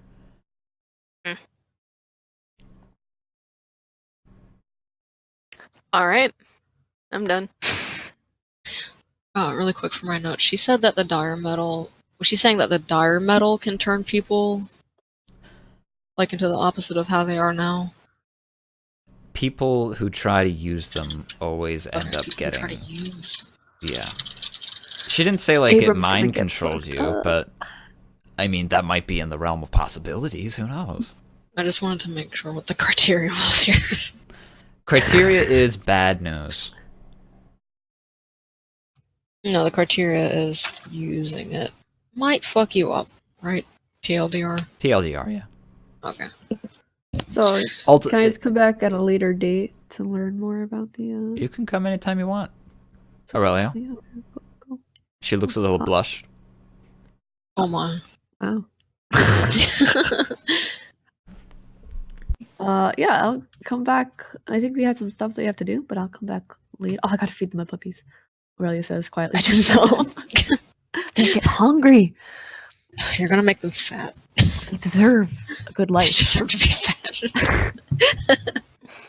Okay. They deserve to be well fed, not fat. Right, but they didn't eat when Abram came in, so I have to make sure they ate. Ah, pfft. Speaking of Abram, Do you he's guys done. need anything else before He goes to leave. Okay. Nix is leaving. Everyone, good luck. Thank you.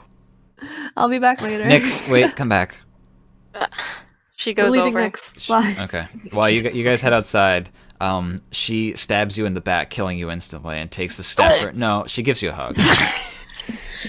She gives me a what? A hug. She gives you a hug. She hugs you. Aw. Nix is kind of taken by surprise, but I guess hugs her back. What's this for? I just wanted to thank you for giving me the chance to make up for my mistake. It's alright. I'm sure your master is proud of you for assisting us. When you need it, the staff won't move, but don't take that as a... Sometimes you have to move. Sometimes you have to go. Sometimes you have to flee. You have to pick your battles, okay? Just because it worked this one time, don't think you're invincible. That was always a problem Master Tarragon had. Alright. I'll keep that in mind. Thank you. And, she's gonna go. You leave. Unless... Alright. The cat waves goodbye. Oh, sentient. Cute. What do you three? You're just standing on the streets corner of Tenby. Where do you go? What do you do? How we doing? Emails! I'm afraid there is no email waiting for you. I checked my Merwin letter. You can read that on your own time. No, you can read it now if you want. It's just that we gotta make a decision on what we do now. I'm sure. Alright, well... What's the next overall goal? You don't have to describe, like, oh, I take 10 steps down the street. Like, you can tell me where the next destination is in general, and we can 10 just... steps down the street. Well, we Okay. need to see Azura. Okay. Is everyone in favor of this? I think that's the next big thing. Yeah, that's the But- next big thing. Did we But, want to stop at like the blacksmith? And anyone need anything with their weapons? Upgrades, downgrades, I don't know. medium grades. Oh, I want to show Jacqueline my, my upgrade. Oh, God. Okay, yeah, you show it to her, and she's fucking hyped out of her mind. And Screaming down the you street. probably... I'm sorry we can't give this more detail, but you spend probably like a good 30 minutes just because she won't shut up about how cool it is and like describing things, and she probably asks you to like replace the cable a few times because she found like better cable, and it was a mess, really. But by the time you're done, you've got a very clean looking kit, and she's excited about it, and she was happy to see you. Sweet. Anything else? No. I think I'm good. Abram probably goes back to the ship eventually, to be honest. Okay. You actually see Rosemary there, and she is actually painting in white paint mysterious symbols on the, Oh, yeah. on the underside of the wings. And when you go into your room, because you've got a crazy high perception check, you look under your bed, and there's like warding marks written on the floor. She was in, like, under my bed. Under your bed on the floor is like in not chalk, but like a white paint. Is like it's like stars and lines and squiggles that you can't read, but they mean something to her. She was in my room. She was definitely she in was. your room. She was was in in my my room. room. She was on the ship. Did she christen Aurelio the didn't mud want- puppies? You lift up the tank the mud puppies were in, and underneath is like an upside down pentagon. Nice. Yeah, Thanks. not a I hate pentagram, it. pentagon. It keeps the I it keeps still the hate it. demon mud puppies in. It keeps them in. It's for your safety, not theirs. Aurelio, thanks. you now have hanging from the inside of your ship's like console. I'm not gonna say it's a dream catcher because it's not, but you do see a very well woven of natural fibers like circlet. There's nothing hanging from it. It's just the circlet, and it's made out of like some metal wire as well as natural fibers. Yeah, Aurelio seems some spooky shit now, so he's fully on board with this. Like he's Elaborate. like, okay, good, I like it. Okay, what are we doing? He very thankful to he very thank to Rosemary. He goes and he thank for Kristen. She thanks you for that yellow that you gave her those many days ago. Oh. Aurelio blushes. I'm glad you liked it.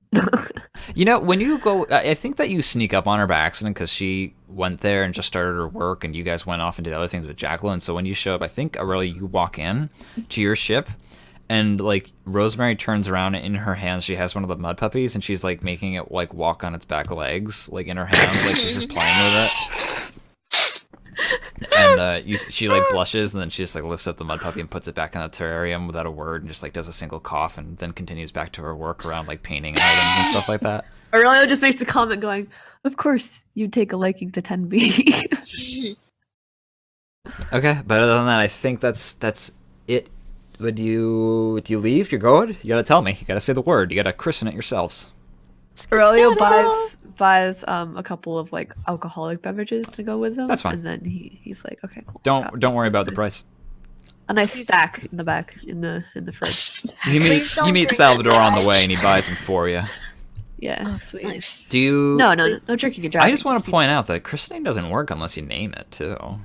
Right, we gotta name it, guys. Oh no! I do want to point out that Rosemary has christened this ship with her blood and her love. So if you name it like Ass Wiper, she'll be very disappointed in you. Ass We gotta name it something cool, guys. You don't have to right now, but I just want. We're the Danger Squad, and this is our Danger Pod. Danger Pod. Ow. No. Oh, my ribs are out of place. I don't know. You don't have to name it right now, but you will have to name it by the end of tonight, and that's the caveat. So be thinking. That the blessing won't activate without a name. It won't activate without a name. Okay, so we gotta. I think of mean it. something. In fact, I mean, you're the it's captain. actually a curse until you name it. I'm the Oh my captain? god. Just gotta name it by the end of the You're night. captain. No, all three of you gotta name it together. That's how it works. Damn it. Everybody, no, that's how it works. All those who participate upon We'll the worry ship. about it later. Yeah, worry about it we'll- later. We'll talk about Right it. now, you lift off, and Merwin's waving you a hearty goodbye, and the ship. You guys can lift off without a runway. Your ship can. The engines point straight down, jets unfold, and you begin to destroy the local ecosystem. And Merwin immediately is running around with a fire extinguisher trying to put out all the fires on the grassland. Everything's so dry. It's a desert Just like planet. we like Oh it. my Can I give a little like? You hear. Can I like beat the horn? Of course. It's like we could actually. And then you are off into the wild blue yonder, heading back towards New Pavo. Awesome. You fly back in through the same way you came in, and you're on an elevator back while up we're to the flying- top. Yep, while you're flying. While we're flying, like by the train tracks Mhm. to go back to New Pavo, like You see a Aurelio train. just like Aurelio, nice, sweet. Aurelio looks over. He's like, I can see my house from here. They keep going. Okay. Oh. Johan is on that train. He waves to you.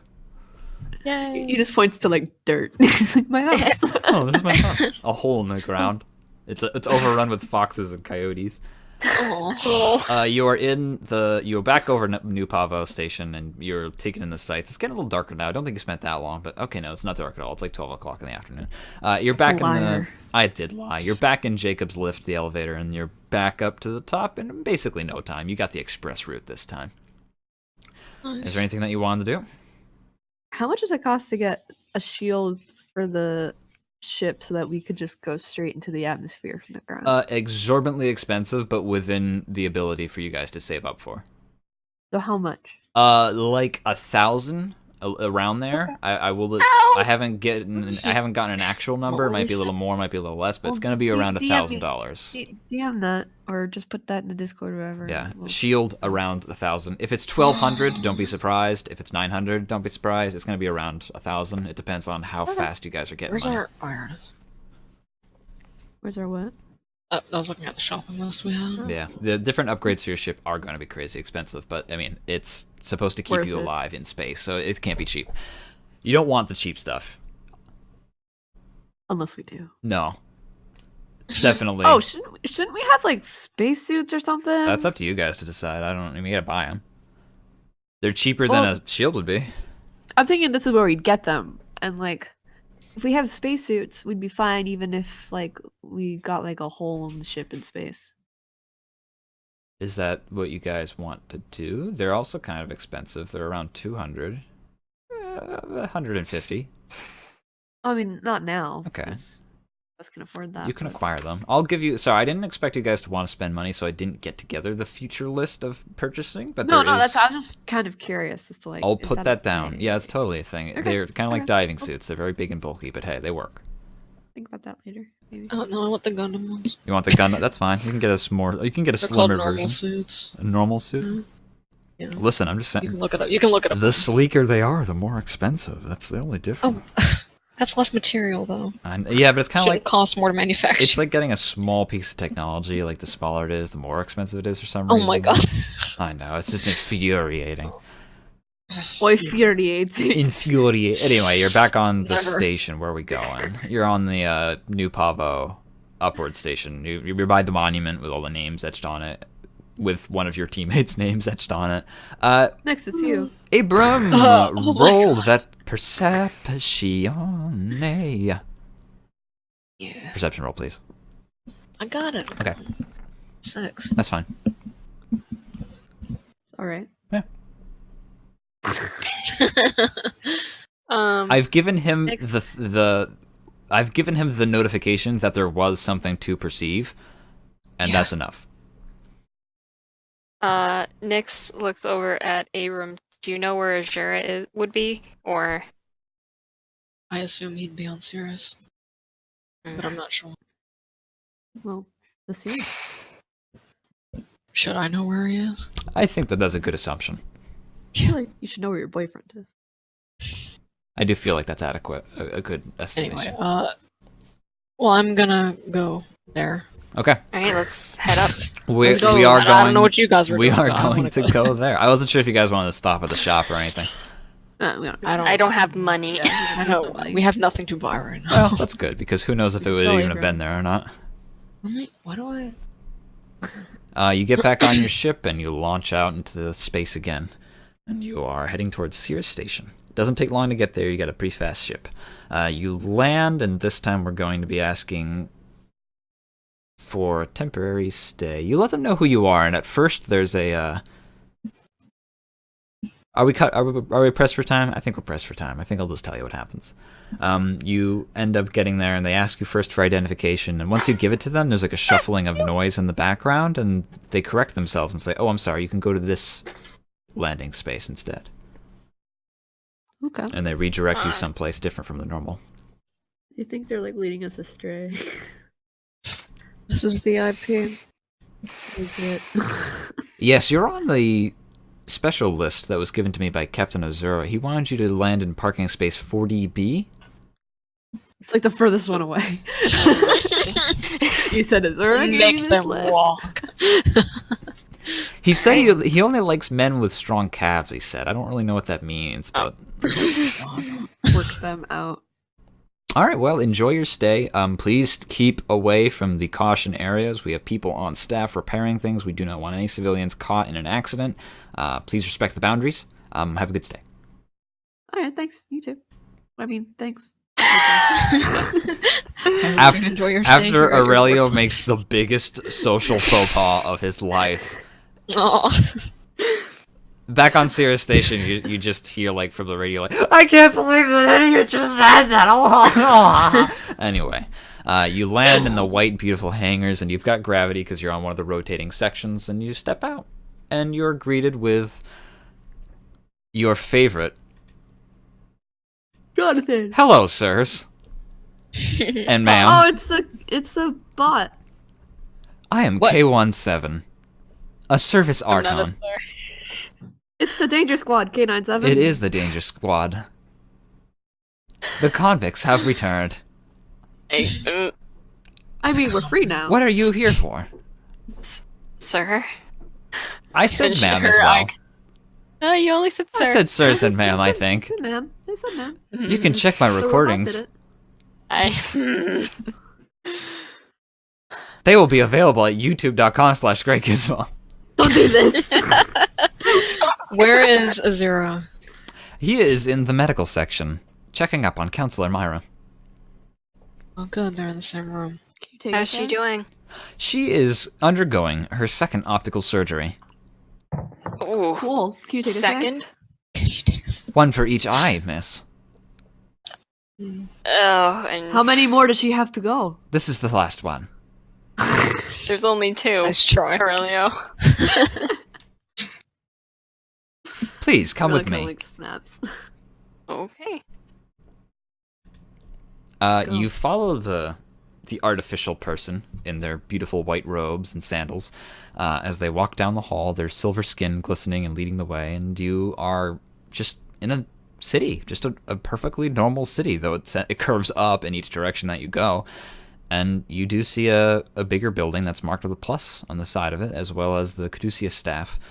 And you make it out to be a hospital, and that's where you're heading. You take a cab, and it gets you there in no time at all. Yes, it is hovering. It flies through the air. Yes. And it lands on the roof, and you are given immediate and speedy access to a hallway that is sectioned off with guards, people in white armor glistening, and one of them takes off their mask. Oh, hey, Aurelio, nice to see you again. Hey! I was just talking to your dad. That's weird. I mean, we're best friends. So That's not really. it's kind of creepy. I hope he's okay. I sent him an email, but I don't think he has one. I don't think he knows what a computer is. Okay, But- well, Yeah. I'll figure that out.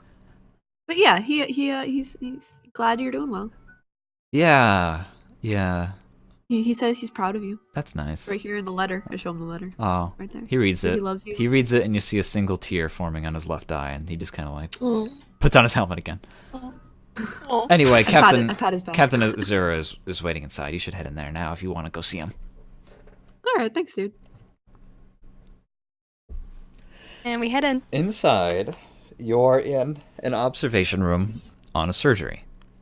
And you see Captain Azura still in his same white armor with shoulder pads and cape, just perfectly still as a statue, his red hair pushed off to the side. And down below through the glass you see Captain Mira, and she's missing an arm, and there's some surgery going on with several people walking around her in teal scrubs. And I don't know how closely you look, but there's some gruesome things going on around her face. Ugh.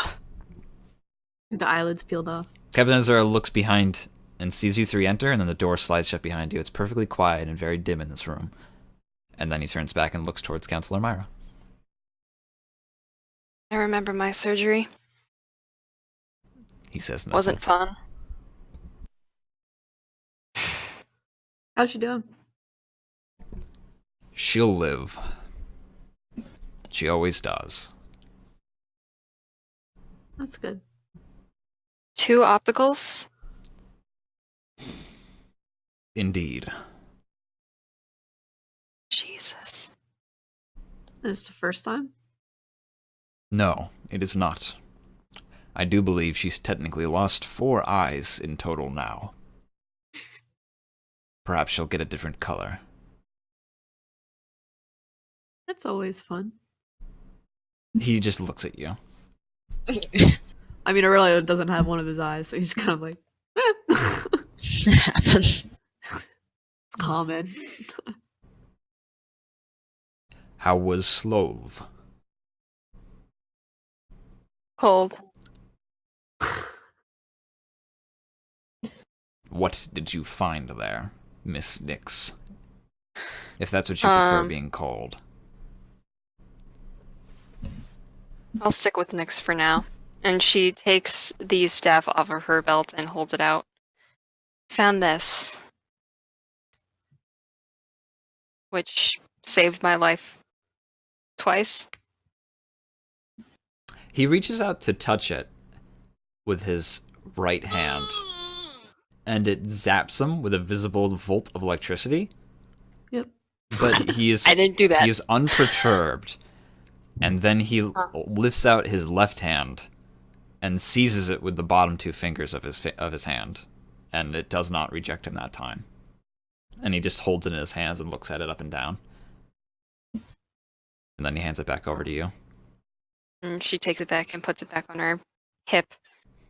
And we also encountered the ISF. Unfortunate for you. I think very fortunate for Nyx. They... I'll say this. They... Besides one of the captains being completely insane, I think our visit with them went rather well. Well, you were fortunate this time. Did you tell them that you were working with us? No. A good No. decision. Sometimes something should be kept under wraps. Yeah. Is that all that the map marked for a staff? Well, I have reason to believe the staff was not involved with what the orb wanted to show us. Well, I would hope And then not. he just takes out the orb and shows him the gold thingy. around it. Gold band. You know anything Interesting. about dire metal? What was that, Aurelio? You know anything about dire metal? He cocks his head to the side. I've heard it once before. When? When I was on Leon Fial. God. We have to... That's actually one of our. I was gonna say, what did you hear about it? I heard How once that there convenient. was a haunted forest. Found our next destination. Yeah, seriously. Bunch of fools, if you ask me. Well, they might not be so foolish. A ravine ran through it. People simply fell into holes and died. It's not haunted at all.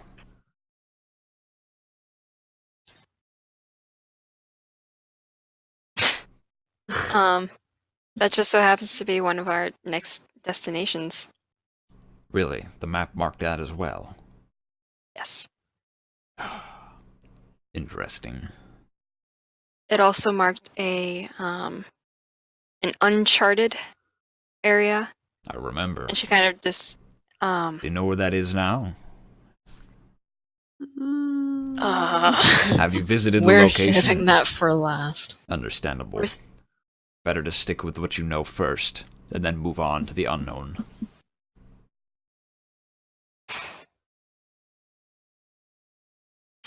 You don't happen to remember anything being there, do you? Or anything nearby? I remember a city. A lively place. Lots of drunks. They don't like outsiders. And that was nearby the dead space area? No. That's I think he's talking about Leon Fuel. Oh. Yeah, no, I was talking about the other place. Like, do you know of any things that used to be there near the place that's like... No, it's just empty to me. Oh. It's nowhere. No worlds, no planets, no moons, no asteroids.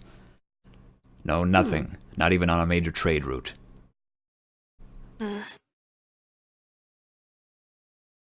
Alright. Good luck getting there. I suggest stacking up on rations just in case you don't have any way of getting back immediately. Could be gone for a Sounds- long while.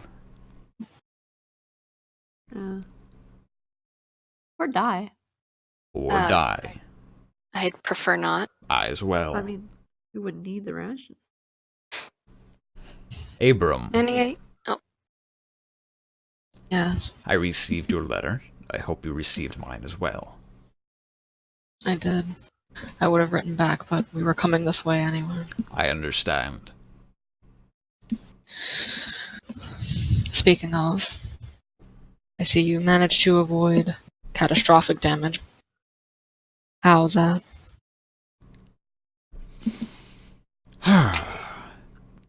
Only one console was overloading in the command room. Councilor Mira was quicker than I. She decided to take the damage upon herself rather than the operator who is at the helm. A woman, blonde. You might have seen her crying on the way out. Marie, I believe her name was. She left flowers. I'm sure her name is on the postcard. Mira simply has a streak of putting herself in harm's way rather than others, even though her life is technically more valuable. Do you know when she'll come to, or? Hopefully after the surgery, if you're willing to stick around. But I understand if you're in a hurry. I'm willing to stick around. I have a question to ask her if she's up to it. Well, then you'll be waiting the next 3 hours with me. She looks at the other two. I'd be If willing these to two- wait. Alright. I'm sure she'd like to hear the information. As would I. Are you sure you don't want to share now, or do you want to wait?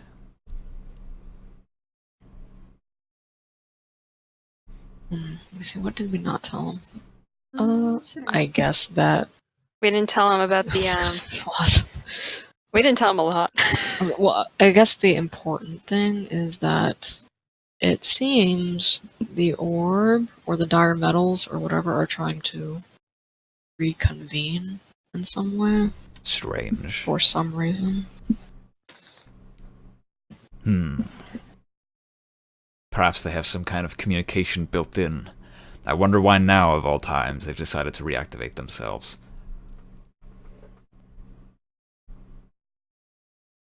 I have no idea, but I suppose we're going to find out. Be mindful, they're just simple machines, but certainly dangerous nonetheless, if they are indeed what's responsible for these strange stories I've heard. Nothing that you three can't handle, I'm sure.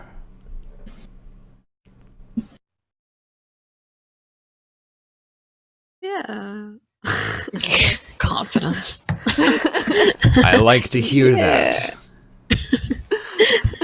If you want something like a coffee, go ask K1. K1! I would die for you. What? Nothing. Cream or sugar? Okay. That was K1. He's so If good. you're trying to use a robot voice, we're not hearing it. Oh, it failed. Was K1 talking to me or to No, he was. I guess the think robot he voice was just like talking to crapped you. out on me though. Oh, Yeah, it wasn't working earlier. I thought you... I would love cream and sugar, K1. I will get you cream and sugar, Aurelio. Thank you. K1, Thank you, please, sir. God. Who programmed this machine? Looks to Azure. He looks back at you and just stares. Oh, I know his dirty secret. I did not Oh program my. him. The boy you saw with the glasses programmed him. Oh yeah, did he ever find that room? Doubtful. You've killed him. He wanders the halls to this day. I want to talk to Azura for a moment by myself. Okay. All right, well, Right. you want to have I think. Nyx is gonna Okay. go for a walk. All right. It's just a simple question that I don't want everyone being. You'll see. It's fine. It's not super important. Did you buy the condoms? I zoom. No, it's fine. It's not like that. Okay. He's just looking at you with his Leave arms Nyx crossed. all- Oh wait, they already left. I don't know. I'm not paying Yeah, attention. Nyx is Let me see. Zero. Do you believe the Red Star is piloted by anyone? He's silent for a long moment. It must be piloted by someone. There's no such thing as ghosts. If you ask, Well, I won't. I won't argue with that, regardless of if I agree. But there is still the matter of AI. impossible. AI has been outlawed for hundreds of years. The Red Star is likely at least that old, if not more. The law predates even it. The piercing eye before the Red Star was beyond the time of the AIs. They wouldn't have been allowed. It takes too many resources to design and build an AI. It would have been noticed. It would have been stopped. Were you able to stop the Red Star? I was not a part of the conflict. It was destroyed long before my time. But you mean this time, I'm assuming? No. At any point, I don't know. I wasn't around back then to see how strong it was. The original Red Star, before it became a ghost story, was hundreds of years ago, before I was born. The first time I had ever laid eyes upon it was the same time that you did, in the command center with Councilor Mira a few days prior. Well, regardless. We turned our guns on it as soon as it turned its gun on us, but we didn't even make a dent. Do you think it's possible to board it? He's silent for a long while again, and I'm not gonna do it, but maybe 3 minutes. No, That's quite a long time. I don't believe so. Its weapons were too accurate and too powerful. You'd be struck down before any ship could get within boarding distance. Even your small cruiser is too slow, though it can outrun it, surely. If you tried to board it, I'm sure it would end in failure. At least with the resources you have now.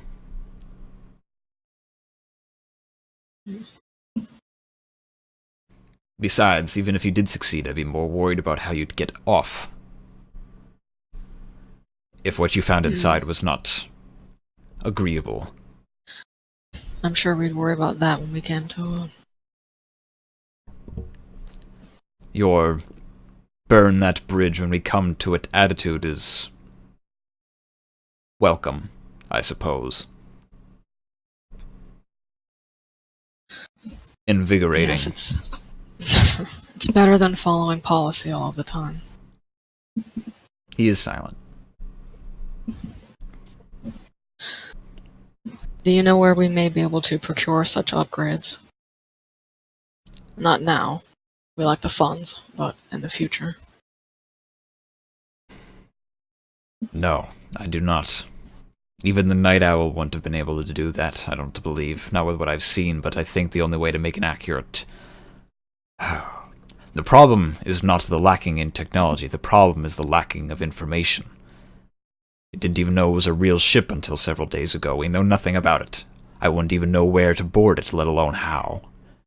Finding out... The problem here is finding out more about the ship, not our lack of technology. Well, I will make note of this. Perhaps we can gather intel.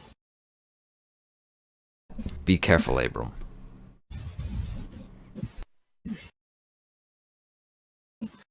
Okay.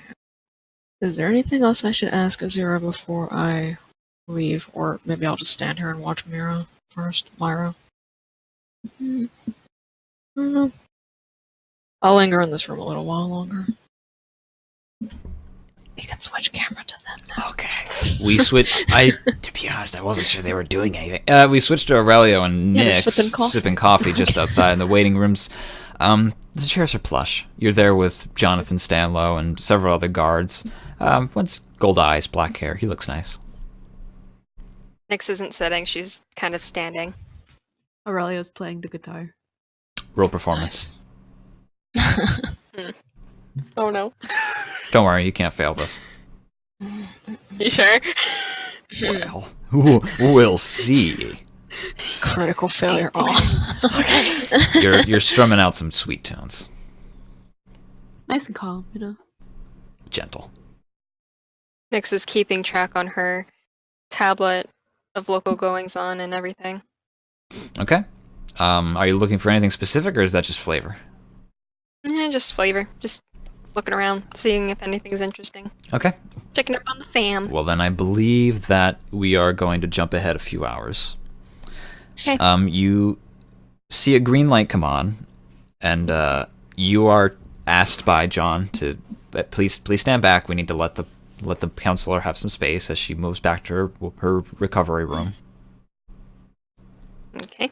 And after you do that, she is wheeled out, still unconscious, on her bed, and all the doctors are covered in their scrubs, and they're a little bloody, but hey, that's what happens. And she's wheeled past you down the hall and back into her room, and then it's a little while longer before things settle down enough for you and Captain Azura and everyone else to be let in. The doctor comes out and shuts the door behind him. He has a lab coat on, and guess who it is? Gerard. No. It's That would be crazy. Aurelio looks at the nameplate, and it's the very same doctor that he impersonated that one time. Oh. I was you once. In all of his portly glory. Who are you? I'm you but certified.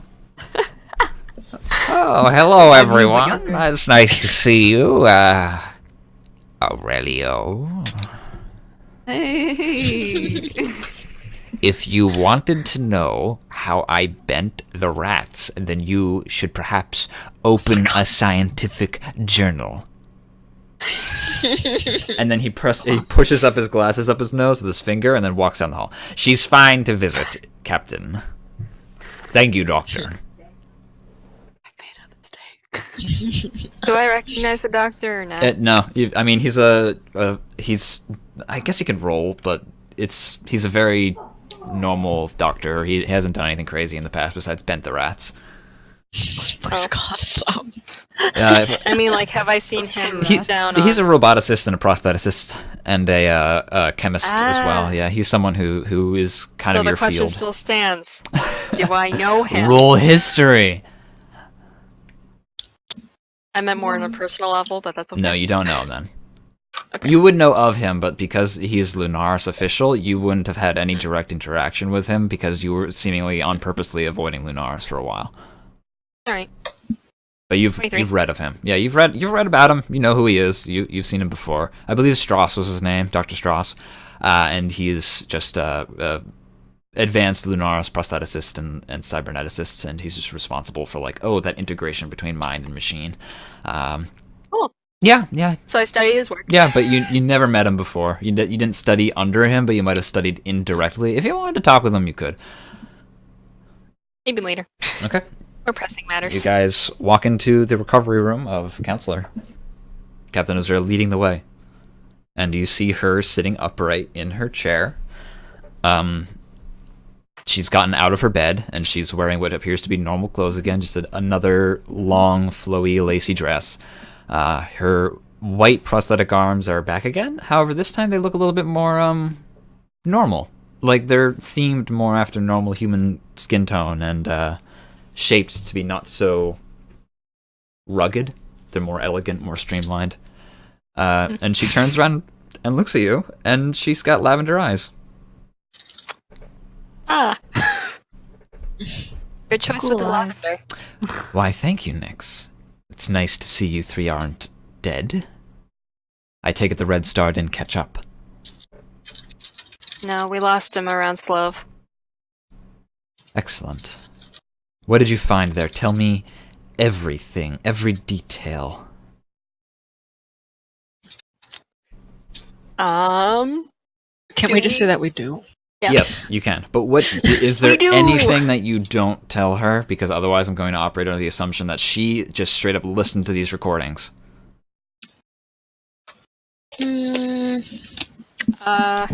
Let's admit personal relations with ISF members. Should we take out Good point. Rosemary and the wand? Should we what? Should we take out Maybe. the fact about Rosemary and the wand? I don't know if she cares about it. I'm not sure. I mean, she'll probably ask about the staff. Like, unless she asks about the staff, I'm not going to tell her.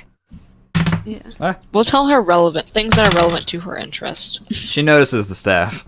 Anyway. Ah. Oh, okay. Well, does she care about it? Does she say anything? Not yet. Not You yet? tell her Okay, the well, we entire don't know that yet. story. She's dead silent. You tell her the entire story. You omit Avery and any interpersonal relationships that you might have had. Though you do tell her, yes, we convinced the ISF soldiers to mutiny against their captain. And then Yep. we helped Dr. Gerard by sending an email out and all that. But we fled soon after, and they didn't ask to have any kind of relations with us after. I have no contact with the ISF as of now.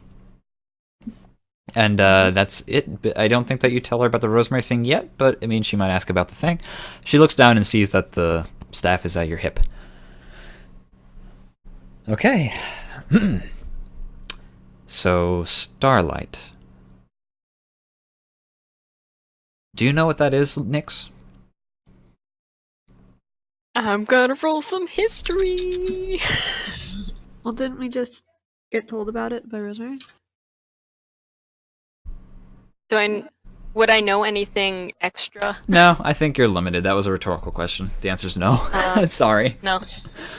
I didn't realize you were going to try and figure out if you did. No, I don't. They're us, Nyx.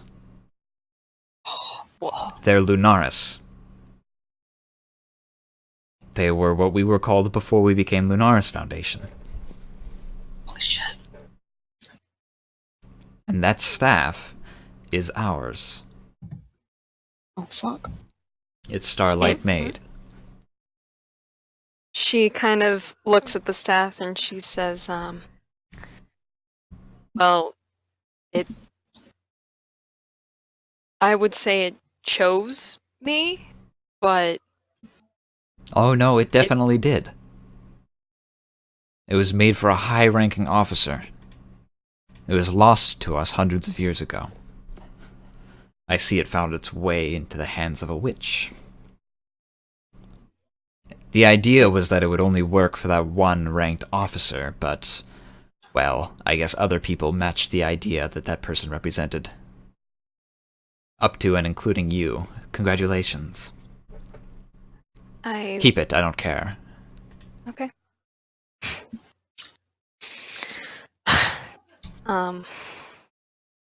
Yeah, it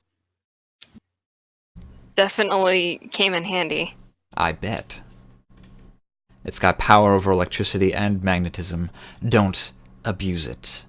I'll know. Oh my god. Wouldn't dream of it. Who was it made for? Well, it was made for a counselor, believe it or not. A long time ago, about 200 years ago, Starlight was a company that discovered the world of Sargasso alongside its moon, Euphrates. They set up outposts there, but we discovered people already lived on the planet.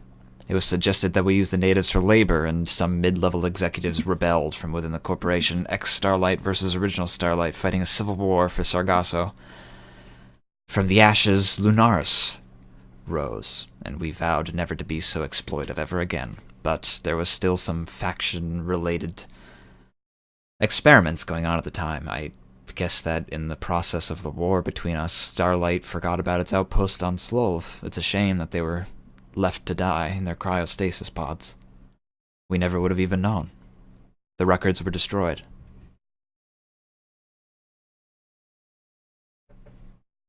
How they acquired that thing, the engineering thing in the basement, that's not related to us at all. They must have found it on their own. Perhaps it was already on Slove. Interesting. And that map has 2 more places. Yes, an uncharted area in the supposed void, and I'm never going to pronounce that planet's name, so I'm just going to say Leon Fialis. Leon Fialis, thank you. That is incorrect. Leon Fial, but good try. God damn it! Leon, yeah. DM, why do you do We're this gonna to remember. us? The captain is holding his hands like behind his like waist. They're like cupped. They're like clasped together.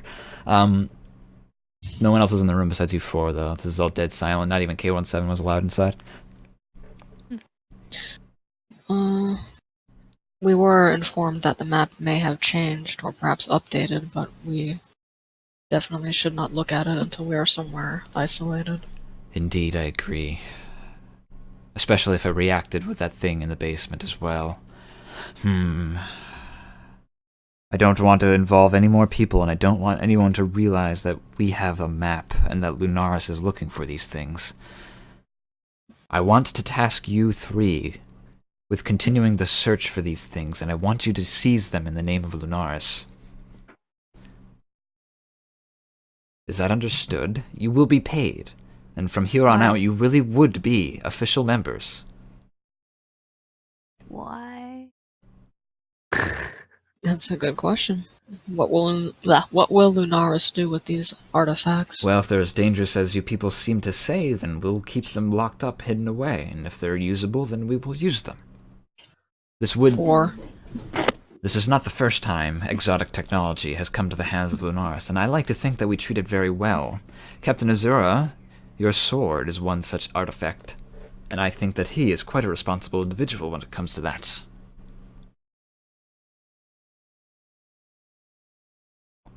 If they're so dangerous, why not destroy them? If that's what it needs to come to, then we will, you have my word. If they are even capable of being destroyed, however. They must be damageable. You said that the one was hanging by a thread or a cord. We will have no way of knowing unless we can seize one and experiment upon it. Research it. I have a feeling if you try to, the Red Star is probably gonna figure that out and come look for it again. Indeed, the Red Star. We will not I feel just... like it'd be better just to seal them up. The only people who know about it are us 3. Where they are, and we're not gonna go looking for them ever again. Well... Seal them up, destroy them, no one knows where they are, no powers. Indeed. If that's what you think, I will heartily consider it. I appreciate that. Indeed. In the meantime, however, you should go and look and report back with what you find. Is that agreeable, Aurelio? Yes, I was muted. Yes. Aurelio's Lunaris now? Oh, no. He just agreed that he'd report back to them. Fair enough, I guess he didn't sign anything. I will pay you a real wage and a real badge. A badge, Aurelio. I feel like having something that says I'm from Lunaris would affect Don't any wear it. relations. Well, I mean, It's a symbolic badge. It might affect relations with other people that we. We don't have to say that we're from Lunaris. Indeed. We can keep that information classified. In fact, I'd prefer if you didn't tell anybody. This is getting sketchier and sketchier. It is kind of like, I mean, if we're Lunaris, we are Lunaris, and she's our boss. And she could I don't know, she might kill us if we try to go against her word at any point. But she's not my boss. Not yet, I'm just saying if we do. I like to be able to go against orders. You gotta join up for it, you gotta join it first. Really? But yeah, I'm just saying. I don't see any bad side. I mean, we get paid well. Yeah, you don't see it because she's not telling you. That's how it works. I'm just like, yeah, you didn't see the bad side with Oberon. Yeah. Keep in mind, Nick has also been a part of Lunaris since. Who's Oberon? Oh, he's a friend of mine. No matter. Oh, speaking of people that he's people a fairy might know, king. Underground. You know. Underground fairy king. Does Lunaris know of the Daybreakers? I think that's what they're called. Indeed, yes, they're a military organization that operates out of the inner systems. Why? I was just wondering what you thought of them. I think that they're an AWOL group of former special ops officers who got Well, they didn't like listening to orders. They formed their own merry band of do-gooders. They're AWOL, however. I'm sure they mean well, but no military organization should operate as its own judge, jury, and executioner. I suppose that's asking for trouble. Well, okay, well, are we joining Lunaris? This is out of character. I'm asking the party if you think we should. I mean, I think it could be an individualized too. Maybe, I don't know. I mean, I don't really see a bad side to this, especially if we get paid and we can get the funds for the special. Ship? Yeah, for the ship. Good point. How much are you paying? That's okay. Be blunt about it. I'm for it. That's his middle name. We can discuss payment after you agree to the terms. No. That's After you understand what the terms are. I mean, I want you to go out and search these places. I want you to look over the ruins, and I want you to return back with what you find. I want you to bring it to me, and if you can't, I want you to send a message on what it is, and I'll take care of it from there. Is that understood? We can't have these things falling into bad hands. Think about what? Remember what Rosemary said? About what? To just seal them up or destroy them. Yeah. Well, I trust Rosemary's Oh, judgment. hold on. I got you. Money's pretty good. Rosemary can't pay. Yeah, but Rosemary doesn't have any ulterior motives. That's what I'm saying. I don't know if I can trust them. Abram looks at Azura. He looks back at you. I mean, what does he look like? Does he look like he thinks roll insight. Roll insight. Insight. Where's my shit? Hold on. I gotta get my proper windows up. Okay, here we go.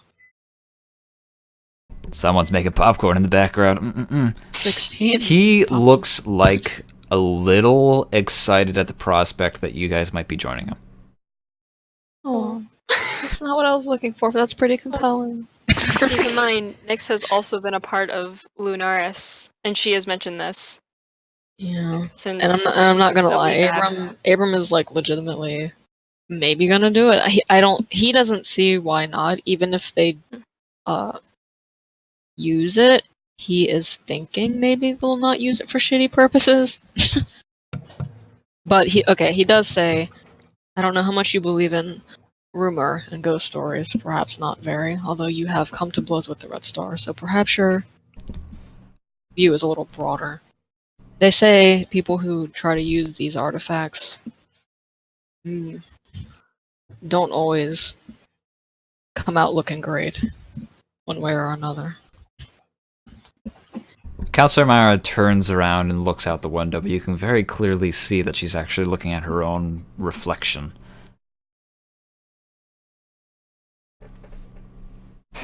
I am aware of the dangers, Abram. I have had my fair share of experiences with the downsides of humanity. If there's anybody with the experience required to handle these things, it's us, Lunaris. You've seen Captain Azura. He is my first knight. He embodies all that we strive for.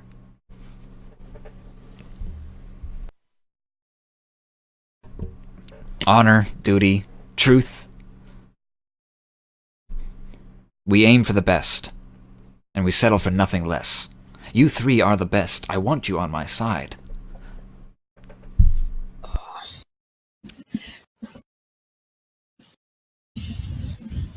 Your ship. What's wrong with it right now? What isn't wrong with it? Name. Aurelio looks indignant. Name. She starts listing off of things she There's has to nothing repair wrong. every Oh my single God. day. Name something, anything, and it's yours. Communications unit. Done. Shields. Done. Can you make it faster? We'll see. That's not a done. No, it's not, but that's... Hey, those are two things that we didn't have before. my Wi-Fi! Abram holds out his hand towards Mira, however say her name. She reaches out with a hand and you feel it's cold. But she shakes it with a firm grip. Yes. Nyx also goes to shake her hand. You don't have to do it, Aurelio. You feel the same cold grip, but it's tight and earnest. And then she holds it out to Aurelio. Aurelio has a letter in his hand. And he just keeps That's so reading. symbolic. I'm gonna cry. He keeps reading 4 lines over and over and over again. No. What do they say, Aurelio? Say? Aurelio, you be wary of that captain. I've heard of him before, back during the war. He's a ferocious fighter, but he has no code of honor of his own and only listens to what his masters tell him. Trust in yourself, Aurelio. I'm sure with that you shall be a fine man. Goodbye, Aurelio. This is very far away. Aurelio just kind of he holds the letter and he kind of shakes his head at Mira, and he goes, "I'll follow along with these two, but I can't swear an allegiance to anything but from where I'm from." The hand drops to her side, and she stares at you for a moment. And then she shrugs. Very well. Do know that the deal is always on the table. And feel I appreciate free. your offer. Listen to your own voice if that's how you feel, but if your voice tells you to come back and work, I will be perfectly willing to hear you out with whatever you want to say. It's very much appreciated. Thank you. Please enjoy the upgrades. I still get the upgrades. Yeah, you do. Nyx You're speaks welcome. up. You got 2 upgrades for 2 Yeah. handshakes. Now we don't have to. Now we don't have to pay them. Nyx says, Councilor Mira, if it's alright with you, I would like to speak with you in private, or... Certainly. However, do the other 2 of you have anything more you need to ask or say? No, I'm good. Yeah, I think that's everything. Very well. We can communicate with them normally now, right? Like we don't have to. We've determined now that we know, we've determined yeah. that the Red Star did not discover anything about the orb via spying on our own networks. They must have used some kind of thing that could listen for the signal that the orb created itself. You can use normal networks, however, you're still going to be limited by distance and time. If you're closer, we can video call. If you're farther, you're just going to have to send an email and wait. Gotcha. Alright, let's get out of here. Well, so Nick can talk to her. Captain, go wait with the others if you prefer. Yeah, baby, come with me. Understood, Captain. Counselor. Nix, you're alone with the counselor. What do you want to do? She kind of stands for a moment, not really sure how to go about this, but she finally speaks up after a few moments. You knew about me for a long time, didn't you? She looks at you with a side-eyed expression and says nothing. And then raises one eyebrow. If you knew about me before, why didn't you come get me? She turns her gaze back out the window over at a curved world that spins around and around. You seemed happy. I think it's what your father would have preferred. For the first few months, I was alone. I was afraid. Well, then we couldn't find you. It took several months before we even noticed that another name had been appearing on records. Sima Azella. No one would have noticed if I hadn't happened to be there that day in the network station. And yet you still chose not to collect me or even mention you knew of my whereabouts. I've thought about it. I had assumed that if you really wanted to come back, you'd do it yourself. I wanted to have you have the option. I've had my fair share of struggles, Sima Azella, and I've had plenty of times where I wish I could just walk away and forget about everything. New name, new life. You actually had the opportunity. I didn't want to take that away from you. I'm glad, however, that you eventually came back. It seems like this was the life for you after all. And because you chose it, it's all the more genuine. I am pleased to be working with you again, and hopefully you will please me as much as your father did. You just want to make him proud. I'm sure you are. Thank you, that's all I needed. Very well. Nothing else? There by any chance isn't anything left from my father in your possessions, is there? I'm afraid not.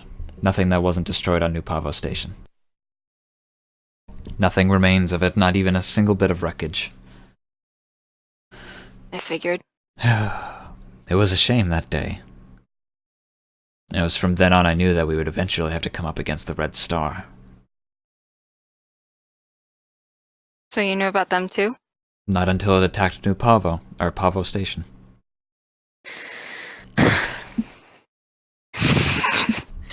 It's your own fault, Yam. I know. Well, we'll probably have to go up against them a third time, but it will be the last. If you see them again, I want you to flee. You're more useful to me alive. At worst, they may destroy you, but they could just simply capture you. Use any information that you know. You've already seen more than most people have seen in a lifetime when it comes to these hidden things. These objects that we didn't even know existed. I suppose you're right. If you can find any information about the Red Star that might lead to our eventual success over it, then please let us know. But I think that for now, you are best just avoid it. Thank you. We will report back as soon as we can. Oh, wait. The map. If it has truly changed, the only way you'll be able to know is if you supply it with enough power to activate it again. Do it someplace safe. Someplace you are ready to flee from in case it does draw the Red Star. Understood. However, be careful with that orb in general. It might give off the signal sooner than that.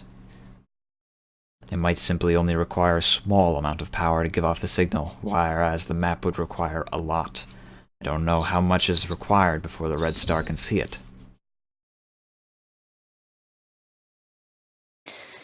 We'll be careful. Go to your friends. It will take a few days for the upgrades on your ship, but in the meantime, I'm sure you'll find plenty to do on Cirrus Station. If you'll excuse me, I have to learn how to walk again. Yeah, Mira's And she says, might I suggest a tennis ball under the ball of your foot? That's a good start. I will think about it. This stress ball helped me with my left arm. A good suggestion. Thank you very much. Nyx or Seema? I think I'll stick with Nyx for now. Very well. Go. Right, and she leaves. Abram and Aurelio, have you chosen to do anything while that was going on, or? I took a seat outside the hall. Pop a squat. Alright, while you pop that squat. Yeah, Captain Azurus is sitting there with he's sitting ramrod straight in a chair with his arms crossed. Eyes closed. in my lap. In your lap. Anything else that you want to do? Braid his hair. Braid his hair. Oh. You no braid. No hair braiding this time. Maybe next time. Damn. Here, is this working this time? Hello, sirs? It did not. Dang. What did you do? You broke I don't it. know. I just turn it on one time and it works, and sometimes it doesn't. Robots. Robots are so hard. Hey, yeah, they're made out of metal, duh. They are made out of metal. I'll find another one. So, speaking of, I don't understand. Is he an AI? He is yeah. I thought Azura said those were outlaws. Yeah. Well, what the fuck? You want to talk to someone about it? Yeah. Well, then maybe you should do it. Azura. Is this one working? No. What on earth is going on? I want to We'll fix it later. Yeah, well. Azura. Yes. Gonna randomly pop on. K17, is he not an AI? He is a low-level artificial intelligence, not smart enough to think on his own. He can only so those are... he cannot learn, and that is what makes him different from a true artificial intelligence. Oh, okay. We teach him when he is Wait, he young, can't- and he goes by what he has in his rule book. He will never, ever move beyond that point. So what doesn't That's he so know? depressing. What does he know? He knows how to serve. No, what doesn't he know? Like, does he know how to do puzzles? I don't believe that is in his programming. But if I were to teach him how to do a puzzle, because he can understand commands, right? So what if I commanded him to do a puzzle with me?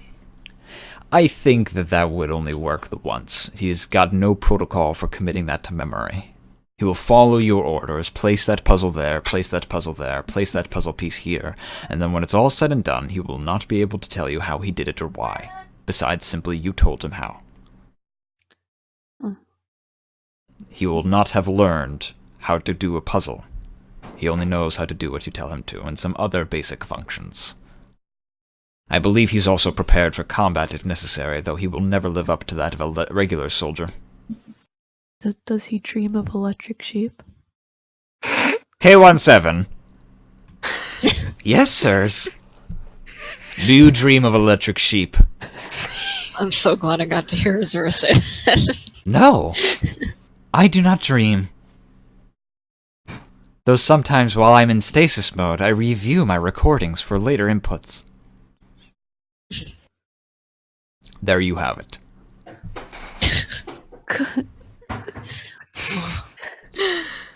Good to know. Sorry, I'm losing my mind over here. I've always wanted to ask that. You did it. Is there anything else that you need? No. Very well then. You're going to be staying in the barrack quarters until we have your ship upgrades completed. I'll be contacting the Freeman Association. I'm sure they can send over the parts post-haste. Nice. We've got several people, I'm sure, who will be willing to meet up with it. I'll make the call immediately. If you don't need anything else, please head down the hall and take a rest. I will contact you when your ship is done. If you've got anything else, feel free to message me. Oh, shoot! I need to move my mud puppies out of the ship. Hold on. What is a mud puppy? I'll show you. Come with me. I don't enjoy this at all, Aurelio. They're fine. They're harmless. Gotta come with me, because I need help to move them. Jonathan. Help the boy move his mud puppy. I am going to go make a call. He walks down the hallway and he just stops at like a public, it's not public, but it's a telephone like that's built into the wall, and he seems to be making a video call to someone. If you Aurelio runs up behind holding a mud puppy. And you don't, because your ship is like 30 stories away. No, okay, I go get them. Okay, you go with Jonathan and get your mud puppies. Next, what do you do? Like they're in like little like cat. You guys technically you got like 2 days. You got like 2 days to do basically whatever you want. What does your character do during these 2 days? And yes, it might matter. I set up the mud puppies in our like room dorm or whatever, and they're good. That's fine. And I think I just kind of like walk around the area and see what everybody else is doing. Okay. Someone's phone is ringing. How terrifying. That's what Captain Azura making a call to the real world. He's after me. Is there like a training area or anything? Yes, there is. So you're in the barracks area. I'm sure that you can. Let's go spar. You go. Oh, you talk to no. Jonathan or Abram. Abram, you seem to want to spar. Who do you spar? Yeah. Do you spar together? Do you fight each other? Do you want to fight me next? You want to go? Do it. Want to do some hand to hand? Please, I'm faster than you. Oh, You want to throw some fucking hands? yeah. Okay. Titties out, shoes off. Let's go. All right. You got the mat out. It's like the beginning of day 1. I want to watch. Aurelio, you're sitting by the side with Jonathan, who's in full armor, and you're sitting in your like pajamas or something. And Nyx and Oh, yeah, Abram are pajamas. in basically like sweatpants that have been loaned to them because no armor for sparring, and they're gonna fight. Both of you roll your roll your various attack actions. No weapons, obviously, but Alright, roll strength. what do I use for Yeah, how do we do? How do we do? Strength? It's just a Oh, wait. roll. It's just a d20 plus your strength modifier plus 1. That's how much damage you do to each other. That's an Alright. unarmed Plus attack. strength plus 1. Not a strength save, but good try. I guess I that mean, works. you said to roll strength. Yeah. So plus 1 is 18. Well, no, that's to see if you hit, which does. Okay, 18, yeah. Okay. Oh, God. And now you have to roll as well. I have to make you guys at least roll 1 attack action each round, or every session, otherwise you'll forget. You both hit each other. Roll a 1d4 plus 1 for the damage. I forgot to do the plus 1. But Run- that's 5. Run 1d4 plus what? 1d4 plus 1 plus strength. Sorry, you could. No, plus Yeah, strength. Abram So plus plus your 0. strength. I got a 10 though. Okay. I got a 4. Remember, it's just the strength modifier, not athletics. I don't have a strength modifier. Yeah, I'm talking to Abram. Oh, wait, I think I'm doing... Yeah, well then... 8. Okay. I thought so, because I was I like, was adding proficiency, sorry. yeah, don't count proficiency in the damage roll. Alright, it's fine. I have to click on that now because Oh no. I have to click on that. Please The don't. URL is Please already don't. good. Ah. Oh no. That's kind of what happens because you both got exactly a 17, Yeah, we which is did kind of get crazy. You both punch each other. It's not really like one does more. You don't put the hurt on each other. Nyx, you just get Yeah, tired we're a little not bit killing each faster. other. After a while, Abram still feels like he could go for a little while longer. Nyx, you're like, okay, I gotta clock out. A little tired for this. But you match each other pretty well, and now you're both proficient in unarmed combat. So you can add your proficiency to the attack roll, not to the damage. That's not how that works. No, it's fine. I don't know if you were or not before, but you are now. I don't know. What's the attack roll then?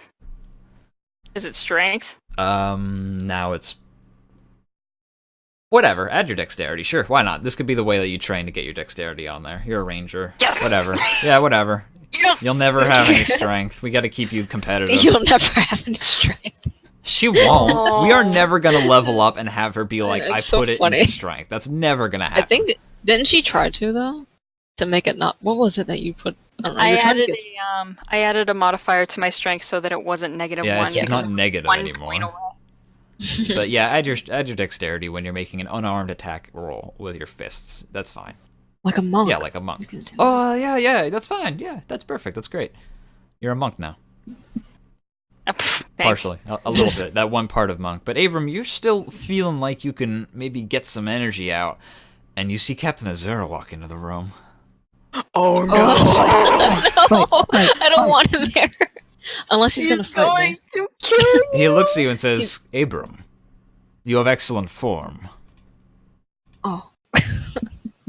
I'm inspired. Wait, am I still fighting Nyx, or was that after the fight? I think this is immediately Tapped out. afterwards. She just tapped Oh, good. out. You wanna try? He raises an eyebrow. Oh no! I don't do unarmed combat, Abram. Get your sword. Nick goes to grab popcorn and a drink. I'm Abram, watching this. Abram definitely gets his sword. Okay. It's breaking. Aurelio's reaching into Nyx's popcorn. Okay. I think that he steps forward and he's like in full combat armor and like just ready to go. And if you want to put your stuff back on, you do. And I think that makes the most sense because then you get your AC bonuses that you otherwise are supposed to have. No heated blades. In fact, you probably leave the sheath on, and he doesn't even get his sword, his special one, because that might kill people. Yeah, I was wondering how he was gonna do that. No. So he gets like another sparring piece of equipment, a long bamboo rod, rather than a actual bladed weapon. And you leave the sheath on yours if you still want to use your main thing. And you're gonna roll. I can't wait. I can just use my regular. You're just doing macro attacking. warrior. This is basically combat. Okay, just making sure. Oh, he's gonna kill me. 8. Look, it feels different with the sheath on. Okay. It does. I completely understand. How do I do this exactly? I've never rolled in. You die. I'm so afraid. Oh! Yeah, he hits you.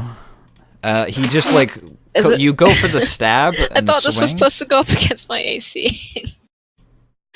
No, well, I don't want to. It's gonna go on forever if we're actually hitting against like HP and like trying to whittle each other down. So we're just gonna do this as a general contest. I know I'm going against. Oh, what contest. I said. Go ahead. Yeah, so we'll just keep this as it is. Hit me. It's fun. I know. Leave marks as your own. Oh. I want to remember this. All right. Oh. You go for the slash and like it's so weird. Like he just shifts to the left faster than you could even think, and at the same time he just sweeps your legs out from under you with a bamboo pole, and you land on your side. Ow. And then he goes to step away and he like fake sheathes his bamboo thing, but then he looks on his shoulder and there's this tiniest little black scuff mark. Oh yeah, I got it. And then he flicks it away with his gloved hand. You're doing well. Keep it up. Can I roll again? Yeah, you can roll again. Oh Okay. no! I want to hit him so bad. So bad. 19. Okay, I'm gonna roll as well. If he gets a 20, I'm gonna leave. Oops.